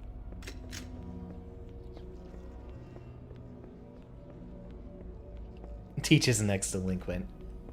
Yeah, a little bit of subterfuge. It wasn't necessarily so overt. But I have stolen many a pen from the facility. Ha ha ha! Look at me. So evil. Committing robbery just like in Guilty Gear.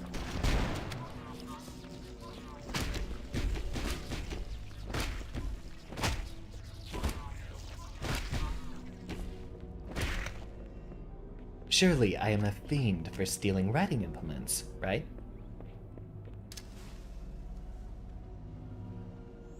One of them's gonna come flying at me. Or not.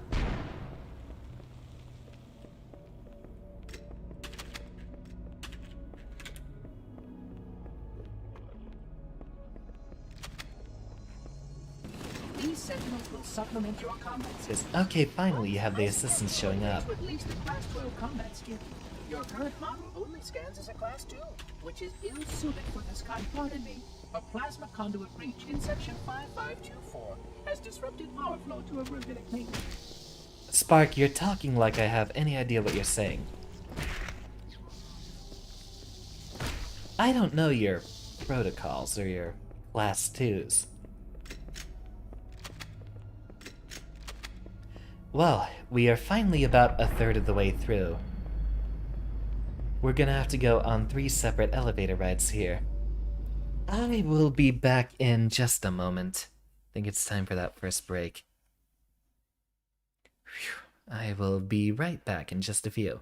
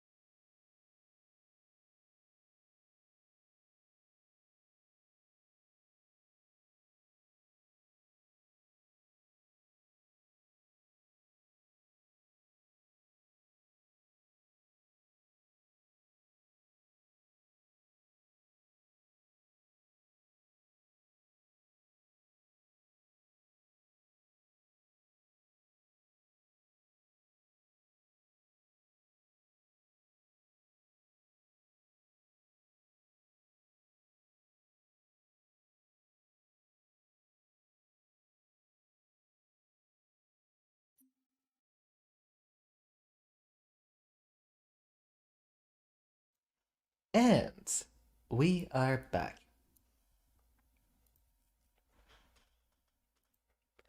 I see that Melty Blood for all the other VTubers has just started. I very much want to get back into Melty Blood, but it's gonna be a huge investment for me to actually know what I'm doing. I do want to have maybe a Melty Blood lab stream sometime in the future. I definitely could not get very far online, and will need to know a lot more about the game in order to make it work. You haven't seen the end of Melty Blood here, but it's probably going to be a while before I play it again. As much as I want to love it. Maybe I'll just have to pick up an easier character first. I, of course, decided to try to pick up maids from the very beginning. Control subsystem. I must reset the backup unit. Please continue on. I will rejoin you when I've completed my task. And here's the first of our situations where he tells us to hold out for as long as we can. Luckily, the Sentinels are here to help us.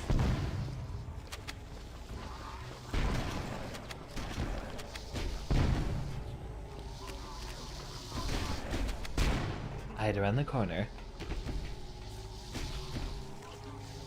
I wonder how they animated that sort of swelling before the explosion. That one. Almost looks like it was vertex animated instead of using animation bones. And the rigging that would go with it.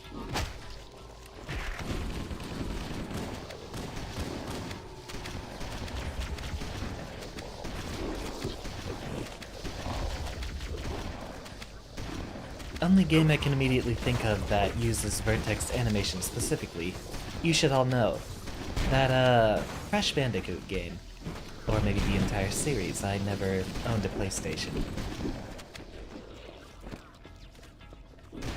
Vertex animation differs in the fact that it is the individual vertices on the model which are all animated independently. Whereas most animation you'd see in modern games will have a rig, and then they'll rotate the bones around to get the animation. That's how they got such comical expressions on Crash Bandicoot, and I know everyone saw that for the whole "whoa" meme that we were plagued with for a couple of years. Luckily, it's died down at this point. They got such expressive animation by being able to manipulate every single point on his model, instead of just rotating around his joints.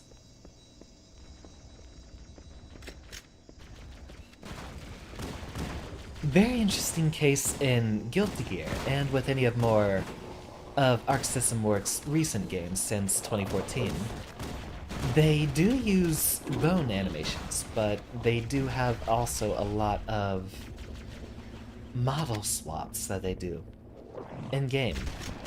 Every character has a whole bunch of different little pieces that they swap out for their talking animations or their exaggerated movements.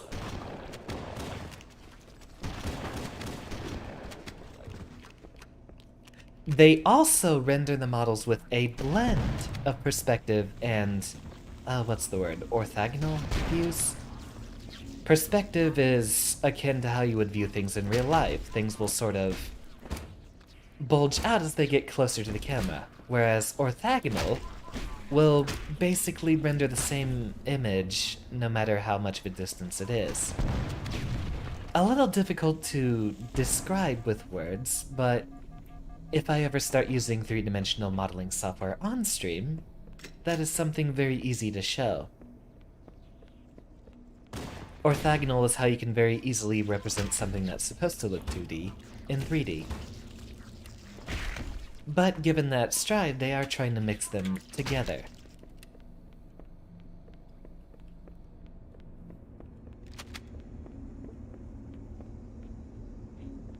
We had another health pack, didn't we? Did we already go through all three of them? Drat. Well, once again, we have to run through here with very little health to spare. Just follow the talking light bulb.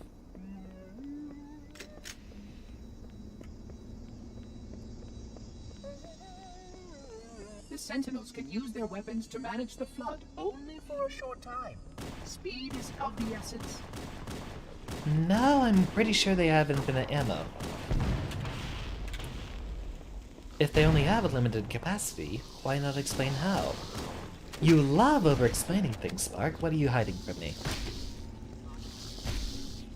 Possibly the information that Halo might be a weapon which could wipe out the entire human race? No. Definitely not. You're too nice of a guy to be hiding that secret from me, right? Oh. Luckily, that was one of the guys holding a rocket launcher. And we got rid of him before he shot at us. Instead, he was shooting at the Sentinels. In fact, in a lot of cases, you will notice that the Flood will attack the Sentinels before they attack you.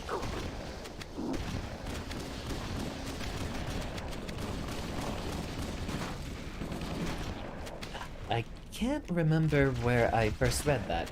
Might have been one of the books, where it was talking about how the Flood just absolutely hated their containment so much that their spite for the Sentinels is far greater than what you could find with their spite towards humans. Especially given that they can't eat the Sentinel robots, their reason to fight them is entirely out of self-preservation, or spite. Please wait here. Ah, here we go.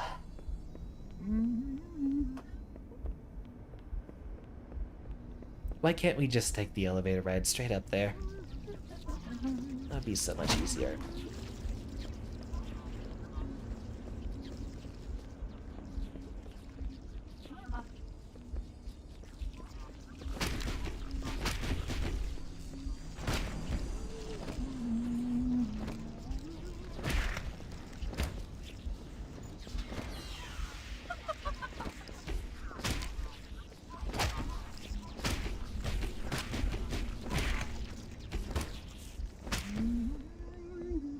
I'm actually thinking of doing a Guilty Gear stream next week. Melty Blood won't happen for a while, and I will focus mostly on Control next week and completing that. Which way do we go? Ah, follow him.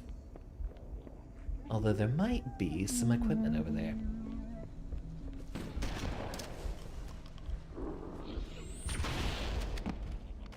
Well, he also had a shotgun. I am a genius. I beg to differ.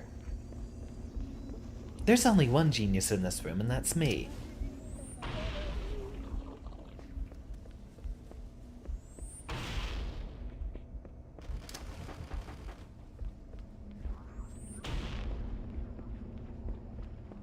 Now there should be, or should be, some equipment resupply sitting around here, but it doesn't look like they've been so benevolent to us. Down through this tunnel is the only way forward.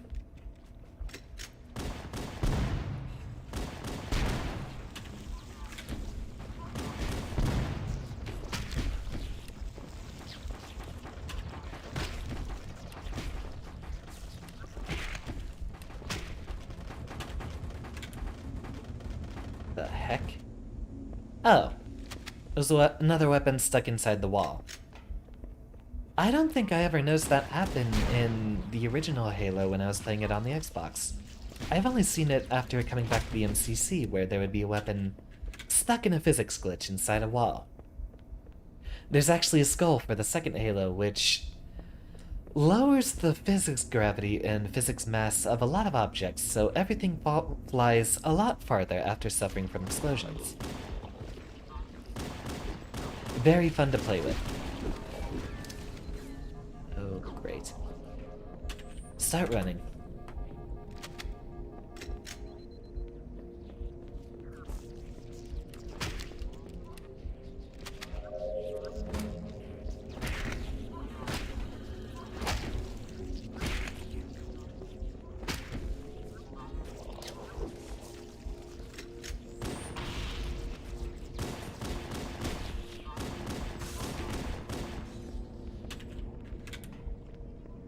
Punch that. Shoot this.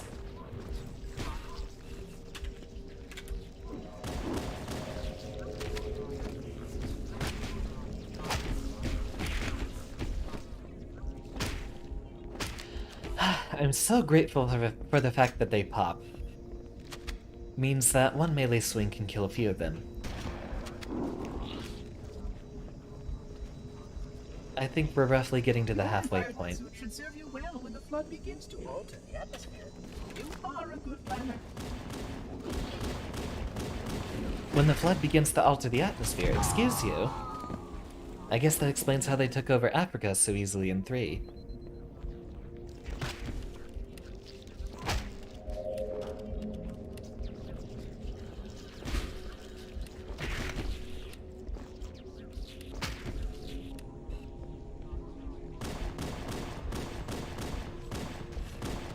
It's a little inconsistent where you have to hit them in this game, so I'm not gonna go for as many headshots. Also, with so many of them dying, ammo resupplies are plentiful. Especially given that they do use human weapons as well.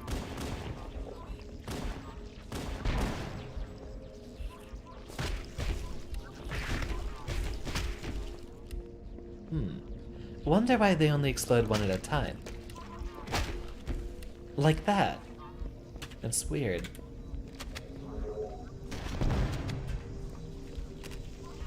Your environment suit should serve you well when the flood begins to alter the atmosphere. You are a good planner.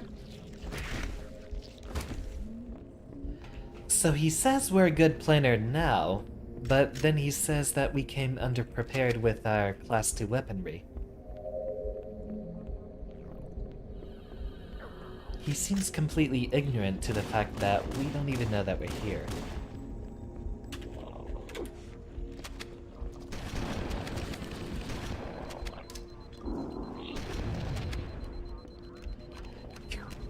Close.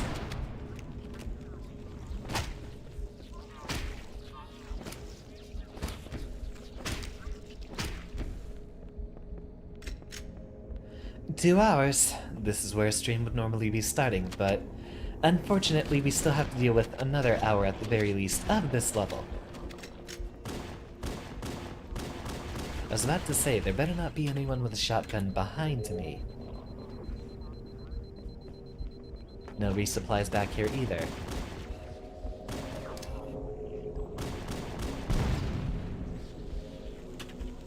And kaboom.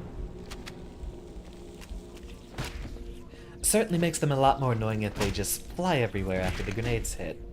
I have had a couple of times, and you're bound to see it again on this stream, where I tossed a grenade at the carrier form, and then they fly directly towards me and land basically on top of me as they explode. Careful.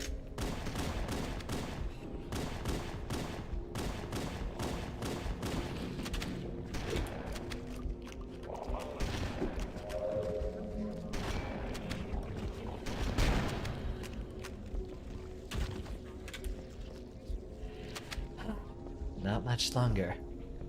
Until the next checkpoint.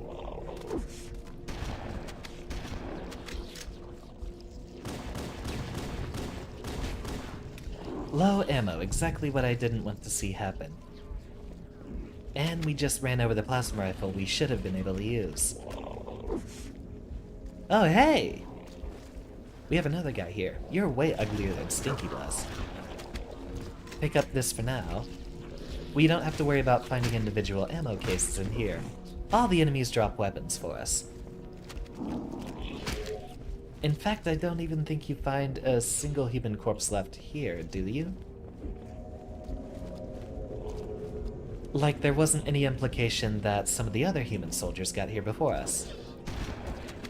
Oh, well, he had a pistol for us anyway.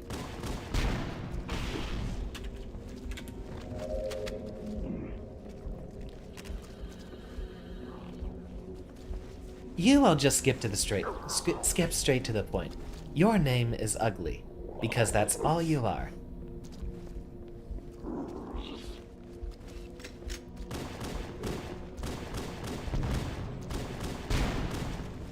Oh, he has a rocket launcher, be careful.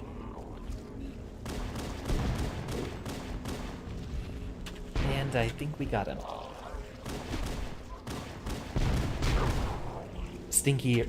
Ugly, you're gonna get yourself killed. I still remember Stinky like it was yesterday. Or an hour ago.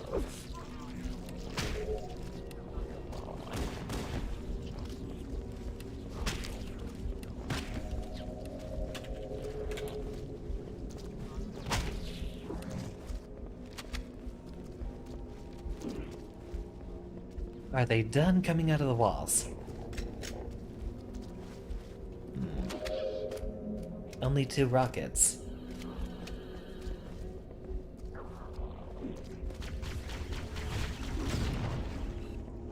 Not really any point in saving that. We're not gonna find enough ammo for it.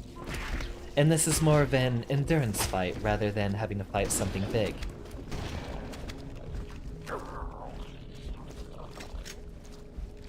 $60 rounds for the shotgun should be plenty. The installation was well conceived.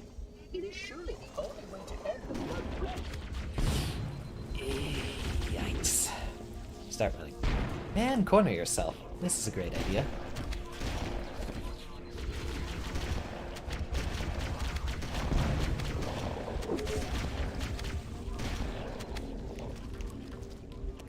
Ugly, you're starting to get in my way.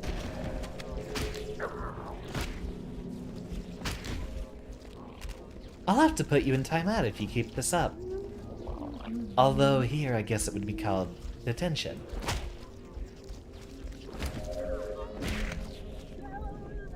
Or expulsion, if you get my drift.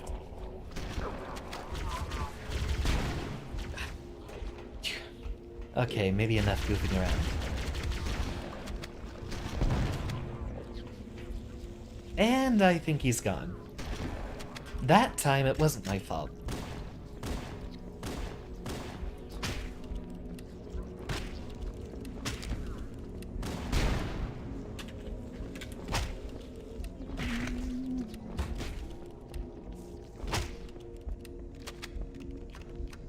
Wait. We should be getting to the first point in which we're locked in a room with these guys soon. I'll just shoot them as they come down. And not spend too much time idle, because then that happens. And everything explodes.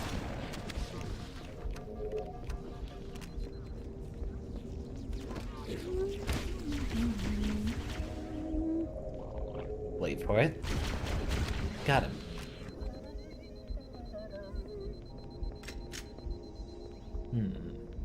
Only 13 bullets left in there. I'll take the plasma rifle instead, which is a surprisingly effective weapon against them. You'll see a demonstration here shortly.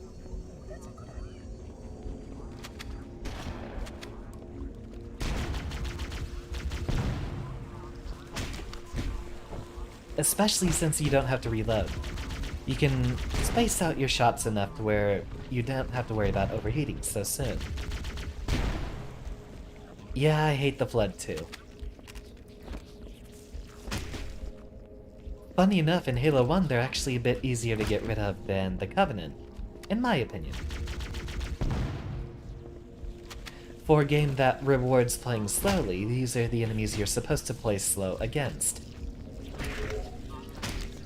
Being patient, letting your shields recharge, and so on.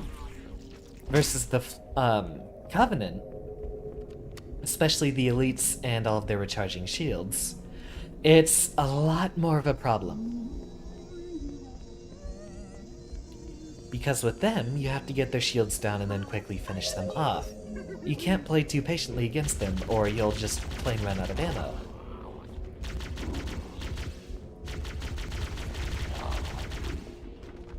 See how quickly it takes them down. And since you don't have to reload, you can keep it up for a long time.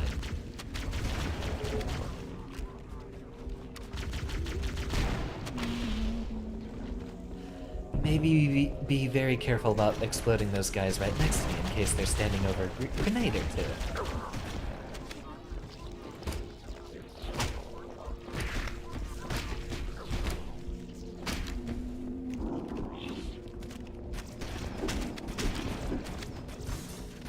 And a 1.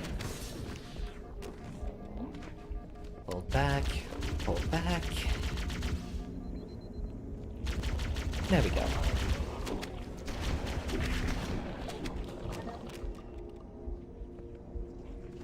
You done? I'm done with you.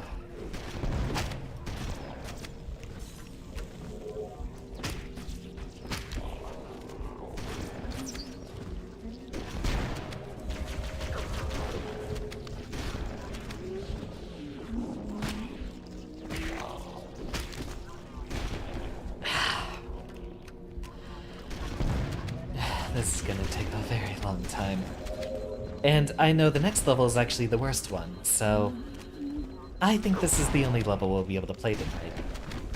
Well, we got through the first one, which was actually not very hard at all. Only died once, did we? And here we're making very slow progress, but since we are playing patiently, we're doing a lot better.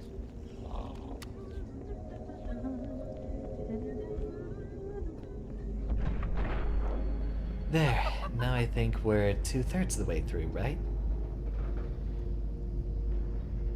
Or did we only have to go on 2 elevator rides? No, I think we have to go on 1 more. But I don't want to ride the elevator. Ain't that a mood? Given that these are solid surface up here, I think we don't have to worry about another elevator ride. That might be the halfway point or even the 2/3 point right there. I can't remember.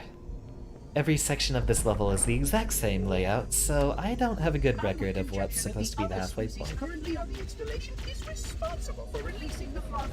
They seem most persistent. Well, there's someone showing up behind us with a shotgun. Try that again, and pay more attention.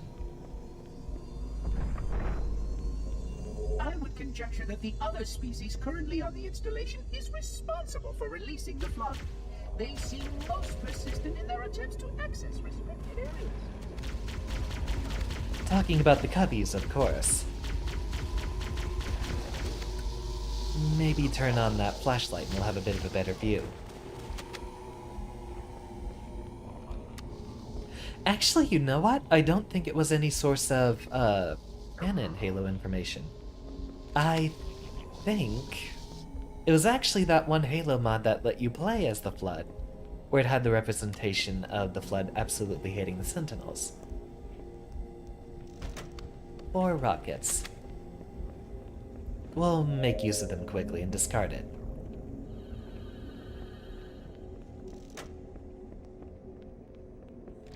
And preferably not in a small hallway like this.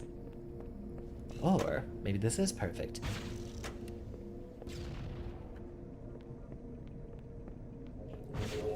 Some help you were.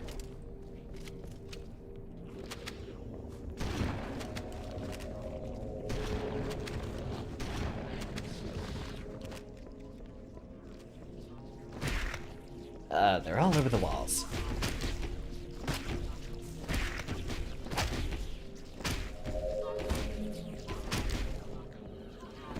Maybe I would have rather had the assault rifle down here.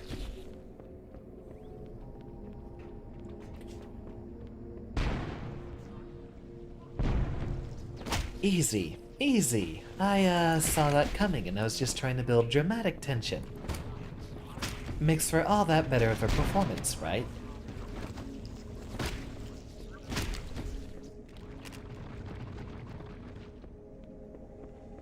YouTube is very weird at reporting my current viewers. I've always found it to be underreporting. And even fluctuating in that case. There's a number of times in which it's said I have 0 viewers even in spite of 3 people talking at once.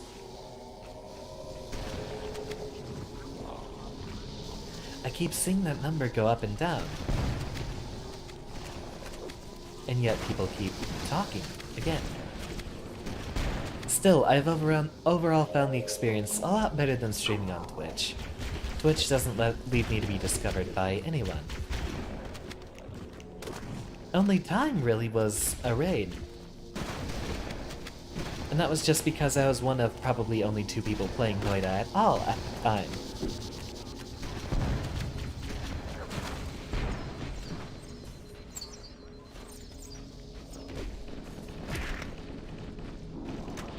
Oh right, we still have one of these.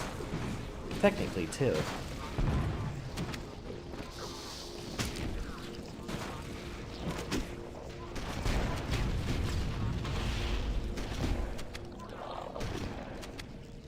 Ooh, got him right out of the air.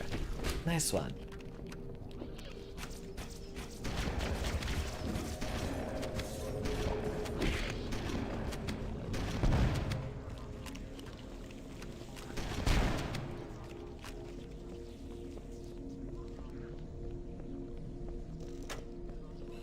anyone down here at the hallway. Oh, hello. You sound delighted to see me. You know you're putting me in grave danger, right? Surely you have more sentinels to provide me, right? Right? Ah, here we go again. Perfect chance to use the rocket launcher. And now we swap it out.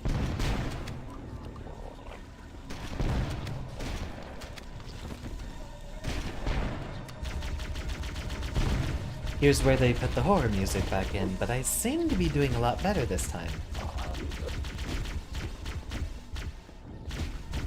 Who knows? Maybe playing Control this week actually helped me hone my shooting skills. This is not nearly as rough as it was the other time I was playing. But you see right there, it still says it's legendary.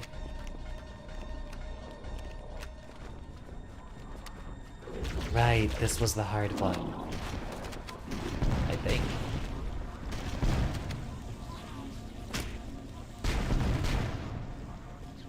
We do have some space to move back, though, which we will use as much as we can.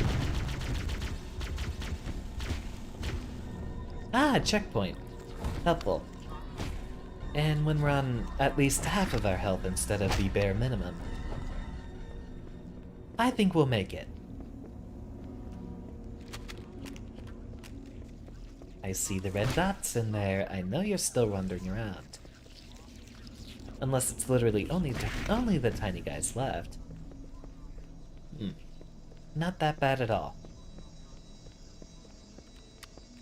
I remember this being a lot harder last time. Dangerous to release, and mass sterilization protocols may again need to be enacted. Of course, samples were kept here after the last catastrophic outbreak. Funny enough, he's actually dropping Halo lore, but he keeps buzzing away, so we can't hear enough of it. It's interesting hearing how much they actually had set up in the first game. Originally, it seemed like it might have been a throwaway title, or at least an experiment, and they had no idea it'd be going as far as it did. Heck, becoming its own media juggernaut. How many franchises have an entire company named after them? Not many. There is the Pokemon Company as well. But we all know how successful Pokemon is. Which I actually would like to do streams for soon. For any of the students in the class here in the chat, is there a particular game or generation you might want to see most? I haven't played Sword and Shield, but I have played, and I haven't played Black and White too. Only because at that point I did lose my DS. Black and White is personally my favorite generation, hot take.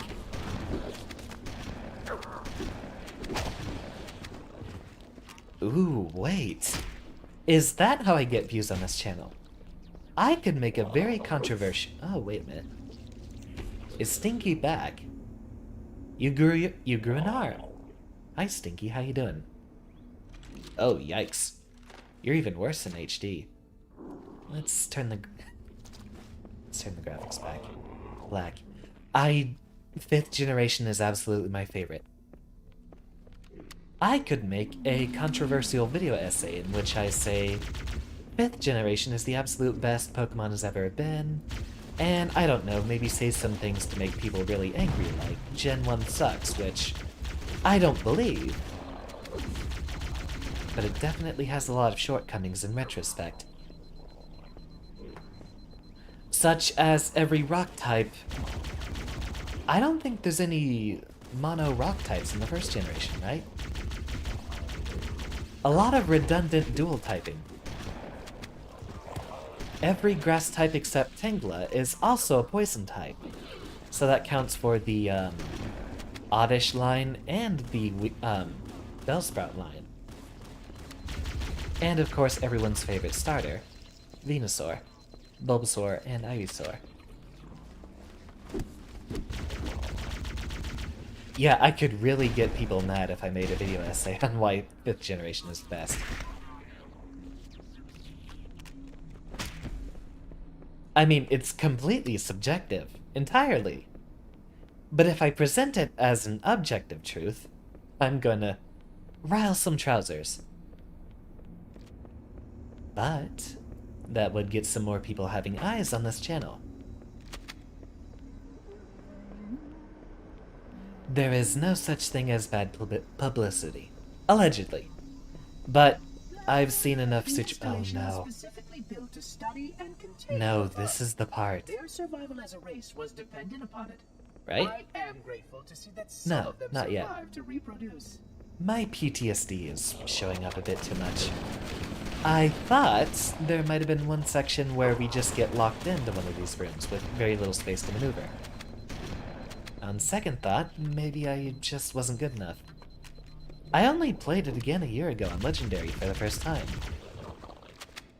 Maybe my prior experience is why it's working so better now. But huge type imbalance in the first generation, and so many type redundancies. I did mention all the grass poisons and only the single mono grass, which was Tangela, who sucks. On top of that, there's all the rock grounds except for the fossil types. I don't think we have any mono rocks, and I think it's all rock grounds. You have the Geodude line, all rock ground. The Onyx line, well, Onyx just alone. Onyx didn't have an evolution back then. Who, again, rock ground. Rhydon and Rhyhorn and Rhydon, again, rock ground. The only breakers of that convention were the fossil mods, which are rock in every generation.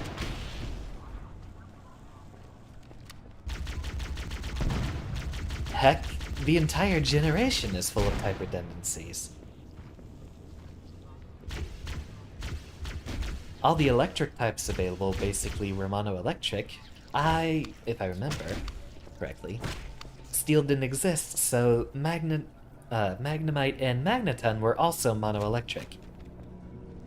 Electabuzz, basically another Raichu. Zapdos was different. Very, very few trend breakers.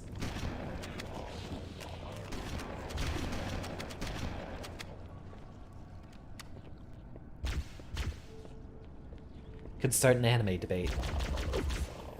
Or might come as a surprise, not necessarily a hot take, but I don't watch anime. I'm a weeb, but I don't watch. Mostly it's a case of play. I'm very interested in a lot of Japanese tropes and culture, but my cultural absorption is basically only from video games. I don't do enough watching. In my life, I've maybe only finished a dozen anime. And another thing is I don't really like shonens that much. Seinens I love, and I should definitely watch more.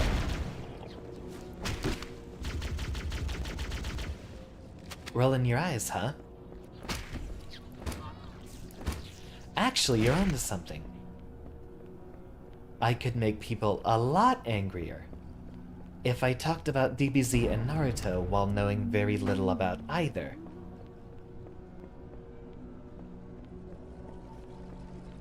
Like going up to a group of Trekkies and saying, "Oh, I love Star Wars."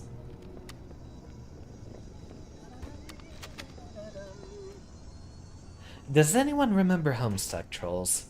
That's a lot more of a Western thing, but around the 2010s, Homestuck was a lot more popular. I did hear some stories about them showing up at anime conventions, the very unfortunate cultural phenomenon in which there were Homestuck fans that would basically dress up as their own OCs. Now, Deactivate the security lock. Wait here. this was the part I remember. This is where we get locked in. So this is the one that sucks. This level's actually going to be way longer than I remember.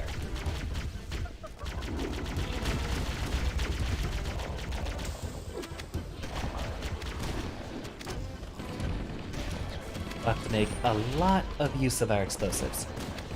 But, Homestuck trolls. They had some character design philosophies that you could easily recognize them by. Gray skin, orange hair, and people just kept dressing up at their own OCs to conventions. Strangely enough, even to anime conventions, even though Homestuck is not anime. Now, if you went up to any of them and asked which anime they were from, oh, they'd go berserk.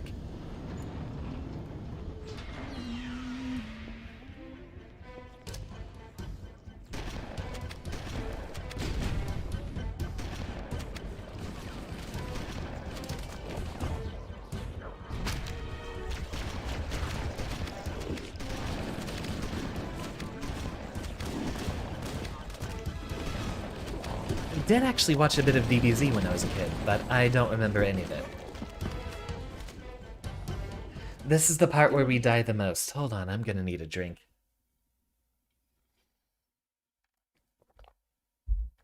Security lock.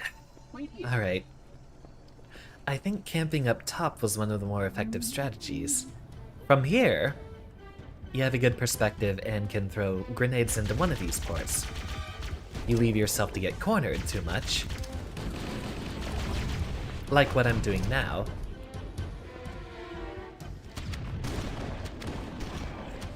First wave.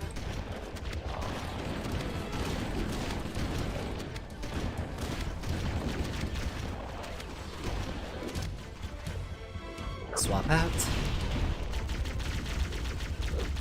And they don't stop coming and they don't stop coming.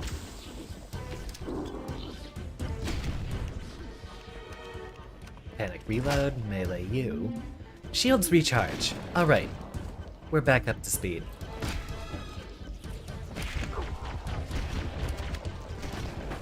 Another good thing about the plasma rifle is you can just swap it out and it will recharge just fine. Or reduce its overheating.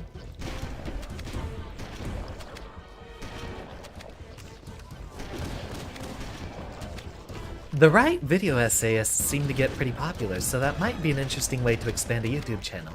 I don't necessarily have to stick it to streams, and I was looking to produce other content. But, as it stands, I'm still looking for what I should be doing. Maybe a Gold Lewis guide.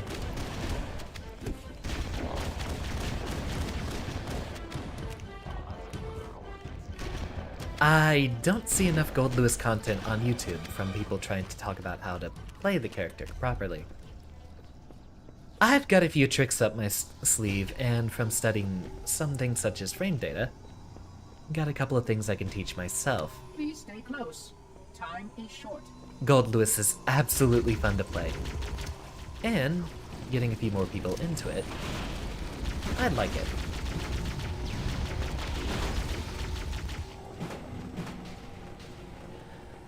For those of you in the class who do watch the Guilty Gear streams, you will notice that if I'm not using Okizeme with the drone, it's always 5K. The reason for that is 5K, the stomp, the one where he stomps with his forward foot and it has a couple of rocks come out of the ground. One, it's a low crush, so it's good for pressure to get rid of someone who's trying to low poke you back. Which is why you see me do it at round start very often. It goes over Kai's 2S. Heck, it goes over a lot of characters' 2S's. It beats Potemkin's 2P as well, which is also a common round start. It does not pull your hurt box back enough for you to do it against Faust, though. Faust using 2P will actually beat all of your round start options. Which is why I basically always block against him. But the reason I use it for Okizeme is it has 9 active frames. 9! If you time it right, if you hit it late, say, you can actually make it a bit plus. But if you hit the stomp, you actually have a bit of leniency. If you set it down right to when they should be waking up, you'll beat a backdash. I got you into Guilty Gear. Really? I don't remember what your first stream was that you showed up for, Z. Remind me.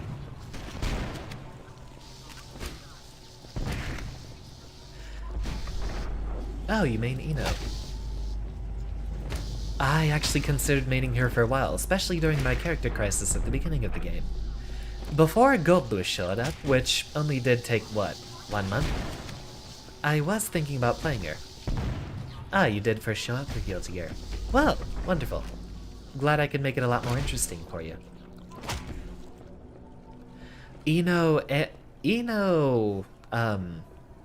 Anji, and Zato were the 3 characters I was interested in at first. When Goldlewis came out, he basically took over.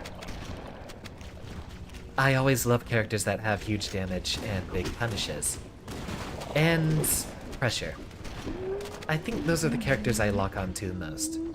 Characters that have good pressure and sometimes bad neutral. I'm fine playing the defensive game because that actually lets me learn my opponent's strategies a lot better. If I'm forced to block instead of just Unga Bunga DP on Wake Up. And I'm slowly getting better about the Wake Up supers. Doing them less often. But 5k is important. With those 9 active frames, you have 1, a lot of an easier time connecting it as a meaty.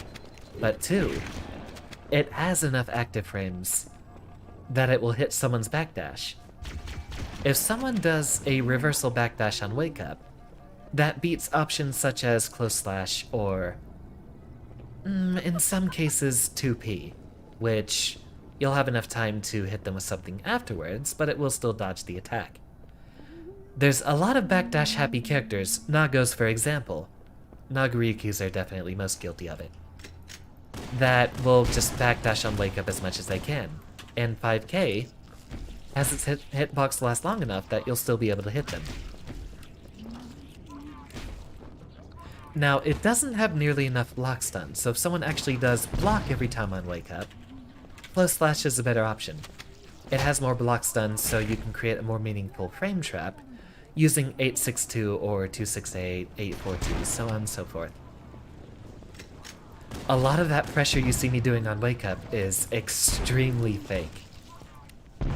5k into Behemoth Typhoon can be mashed out by anyone. Difference is, if I see it happening, I'll start using 684. I can at least adapt enough like that.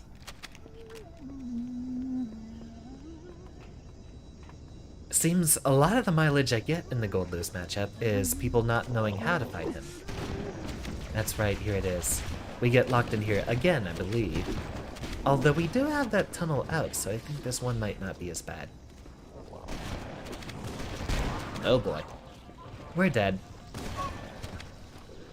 Reclaimer, we must keep moving. Try that again.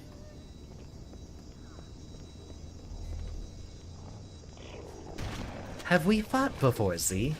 I definitely would like to do that sometime.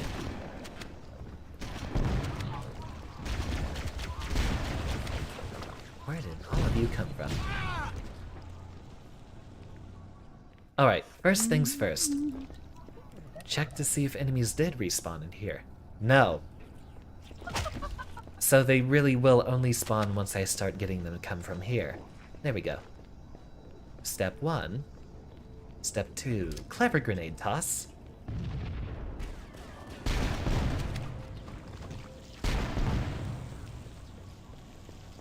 And backtrack a little. If we see them coming down checkpoints from only one direction, it's a lot easier to fight them.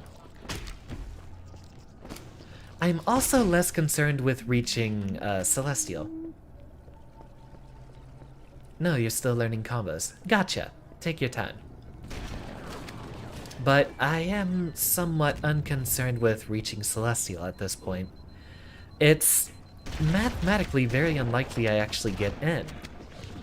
After all, you need 5 wins against the best players. Even if you were good enough to go even versus them, you're still not getting into Celestial.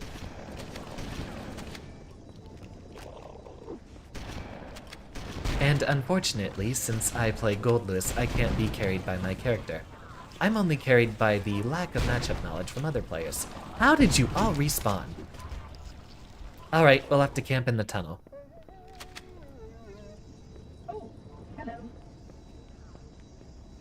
You talk to me like you didn't just watch me die. Last night, off-stream, I did actually show up on a friend's VTuber stream, and we just played sets there instead. So I might be doing a lot more of just fighting in parks, or hosting public lobbies. I am a genius. Alright, they're showing up now.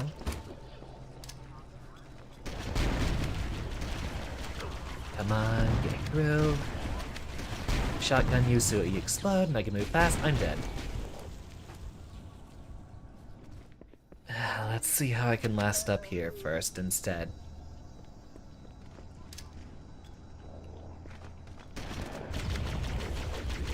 Where did you come from? I think they're actually jumping through the wall there. Or door, I'd say, technically.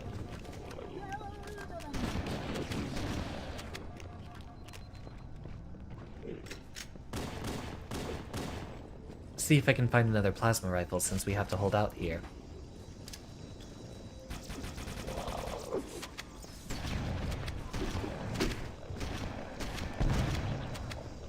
Who's the VTuber I was playing with? Zeros, I think is how he pronounced his own name. Hold on. I will never skip out on a chance to plug my VTuber friends. Or my art dad. Let me see if I can find him on Twitter real quick.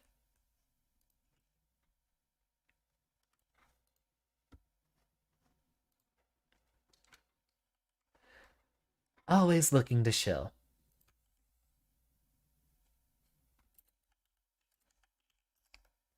Celestial Soul Player, he's about level 700 or so. Looks like he didn't have the matchup knowledge, so I was still managing to do a lot against him last night. He streams on Twitch though, I don't know if you'll be able to find the VOD where I showed up.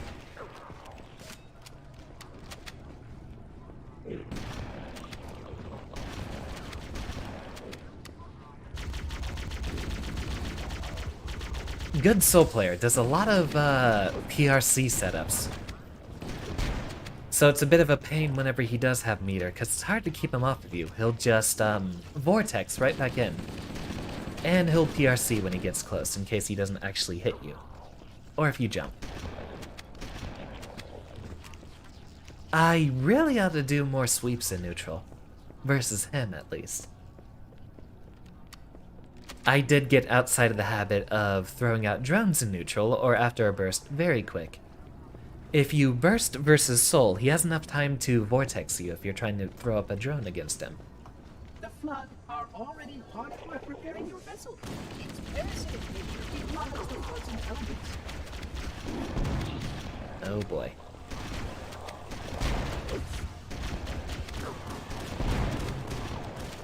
Almost dead again. Oh, yep, we're dead. Backed up into a corner there, too. Alright, first things first. Look out behind us. Seems we have enough resupply here. We will essentially be forced forward by the presence of all these enemies following us. Seems they were given a bit of a respawn, too, so... if we grind them out, we might have a bit of a safer run forward.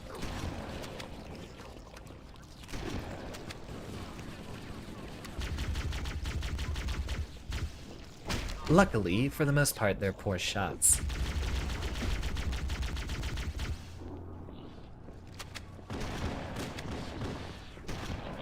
Back against the wall. Just like playing Guilty Gear again. Gold Lewis spending so much time in the corner. I did receive one very important bit of information earlier today. I was looking up Gold Lewis guides. And funny enough, Gold Lewis's far slash is 1 frame faster than Ramlethal's, and will actually beat her at round start, so I might start doing more far slash at the beginning. 5k and far slash being generally Gold Lewis's best round start options. I have done quite a few 6p attempts versus Ramlethal round start, but with her swords being a little disjointed at the tip, it doesn't actually hit her. It will clash, yes, but it doesn't actually hit her.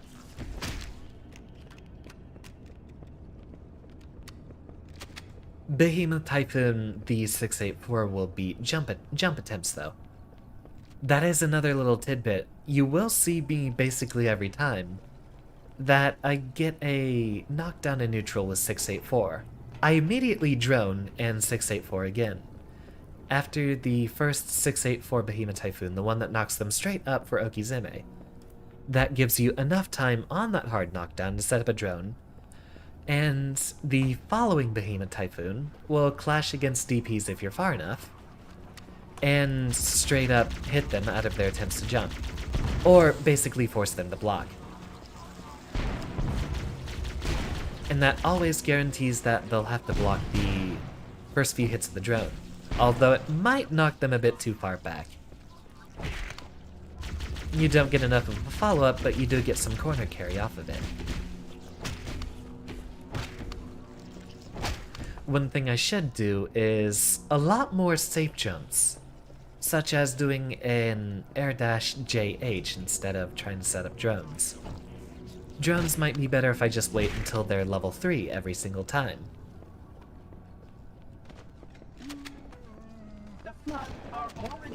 Thunderbird is the actual name. I just call it drone.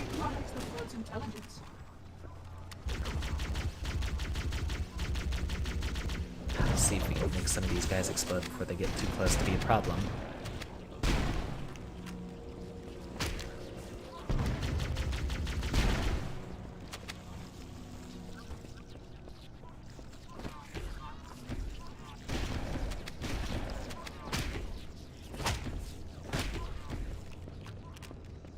What do I know about Eno? I am a genius. Nothing much that isn't already common Eno knowledge. One of the things I do know is that Gold Lewis's dash actually goes under Chemical Love. His stand doesn't. He can't stand under it, but if he dashes, you can actually run straight under it. And a lot of Enos that I see that don't have the matchup experience will try to use Chemical Love versus an approaching Gold Lewis, in which I'll run straight underneath.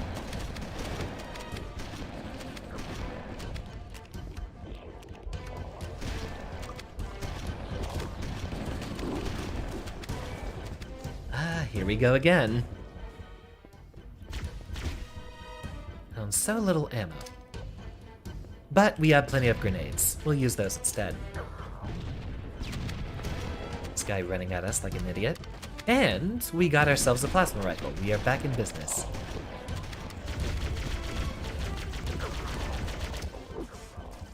Okay, I think we need more cover. We'll start with a few grenade tosses, but after they pour in, we'll hide behind one of these.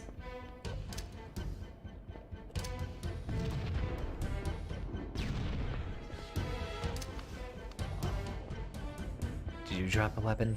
No. You do.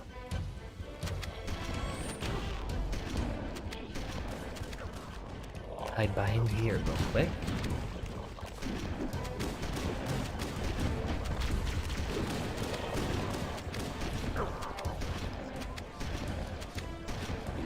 A little bit better. Alright, I think we got down everyone that had a gun.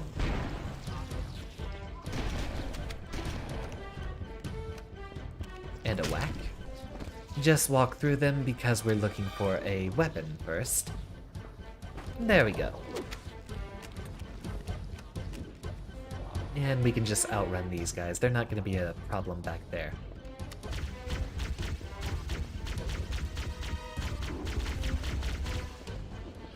Alright, we are on the last stretch, finally. Hopefully we'll be able to do this within the 3-hour mark.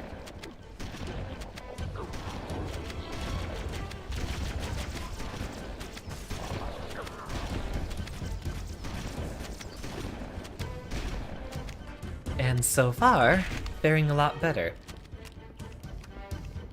Seems the time is par for the course from last time I played.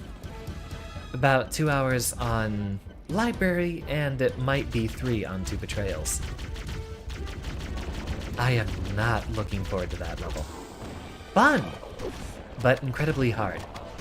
That is the only level in the game where you're supposed to be piloting a Banshee. We got a little bit of that in on Assault on the Control Room, which was the first version of it. For 2 betrayals, you're basically having to play it backwards. The ever so infamous reused corridors. Halo games notoriously end up with a lot of crunch towards the end, which is why you see so many recycled passageways. Especially in the first game. The entire second half is basically playing the same game backwards.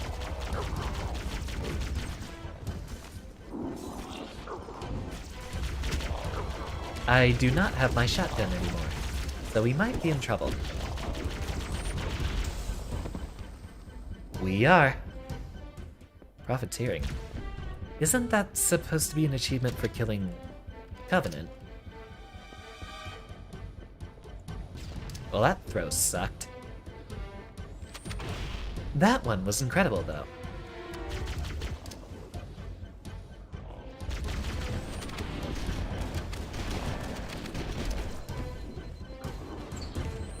Reload, be ready for their approach. Miss.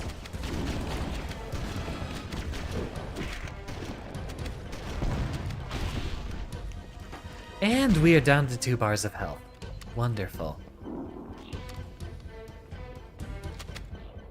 We should be able to get by with a few more shotgun shells.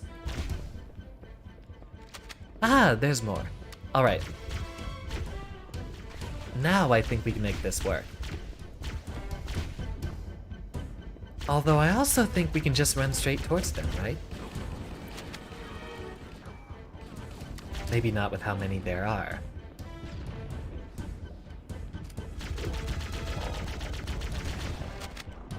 Yeah, that's right. Give me the shotgun ammo.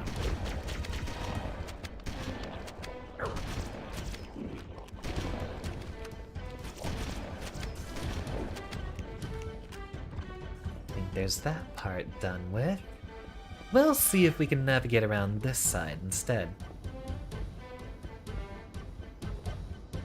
Taking a big calculated risk here. Ah, it works.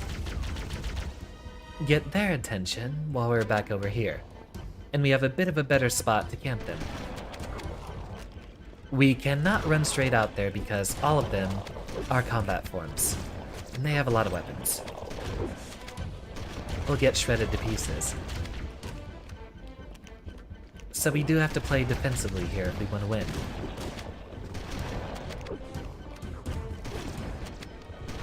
Luckily, I don't think we have any carrier forms that are going to be exploding on us, so we just have to sit back and shotgun them as they show up.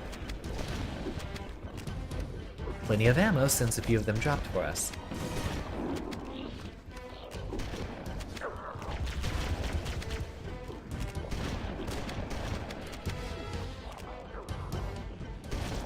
Yeah, this is what we would have had to deal with if we just ran straight out there.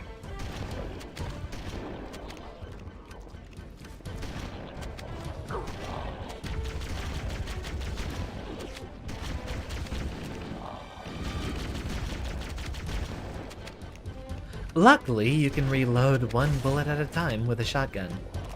Or shell, essentially. You're not firing bullets, you're firing a bunch of destructive pellets. You see, they're still coming.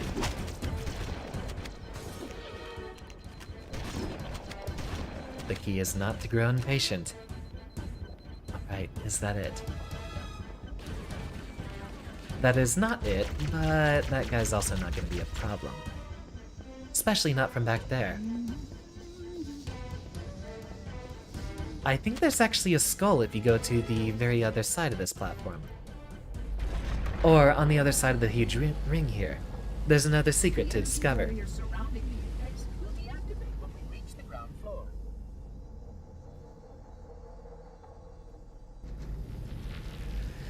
All that time to climb up, and then we have to turn around and go back down. You may Now retrieve the index.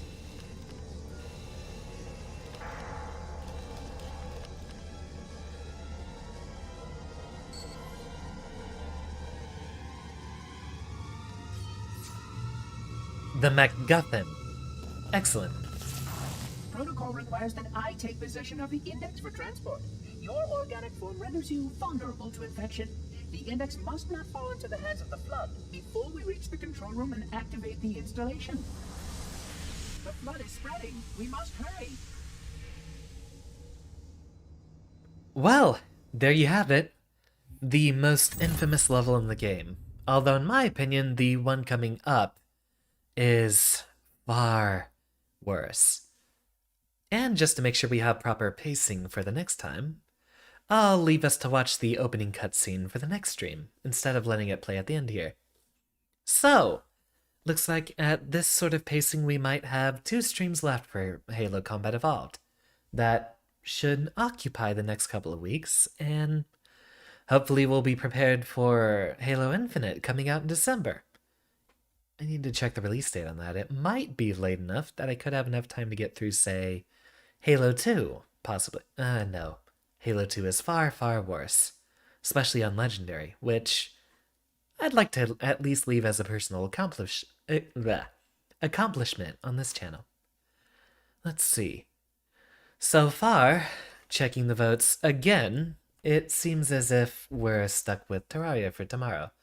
Unless 7 or 8 people suddenly show up in the Discord and vote against it. Yeah.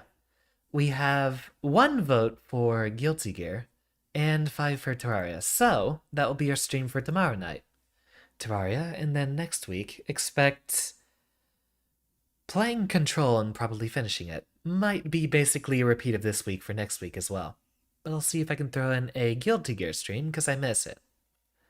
Melty Blood in the future, and possibly a dev stream focusing on Rivals of Aether. I'll see you all tomorrow night, but for now, class is dismissed, and thank you all for your attendance.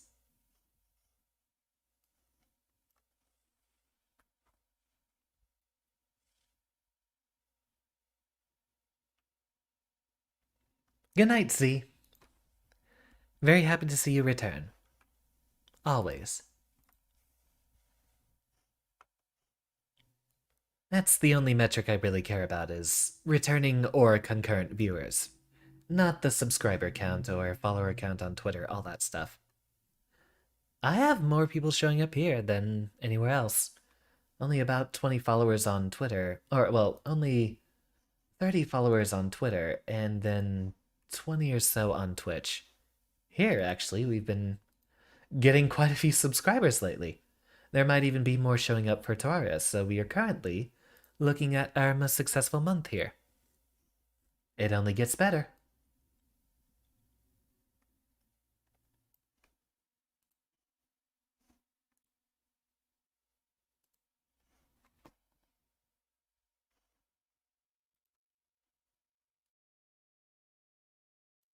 Good night, Kayla. Thank you for staying through. I know how much you love Halo.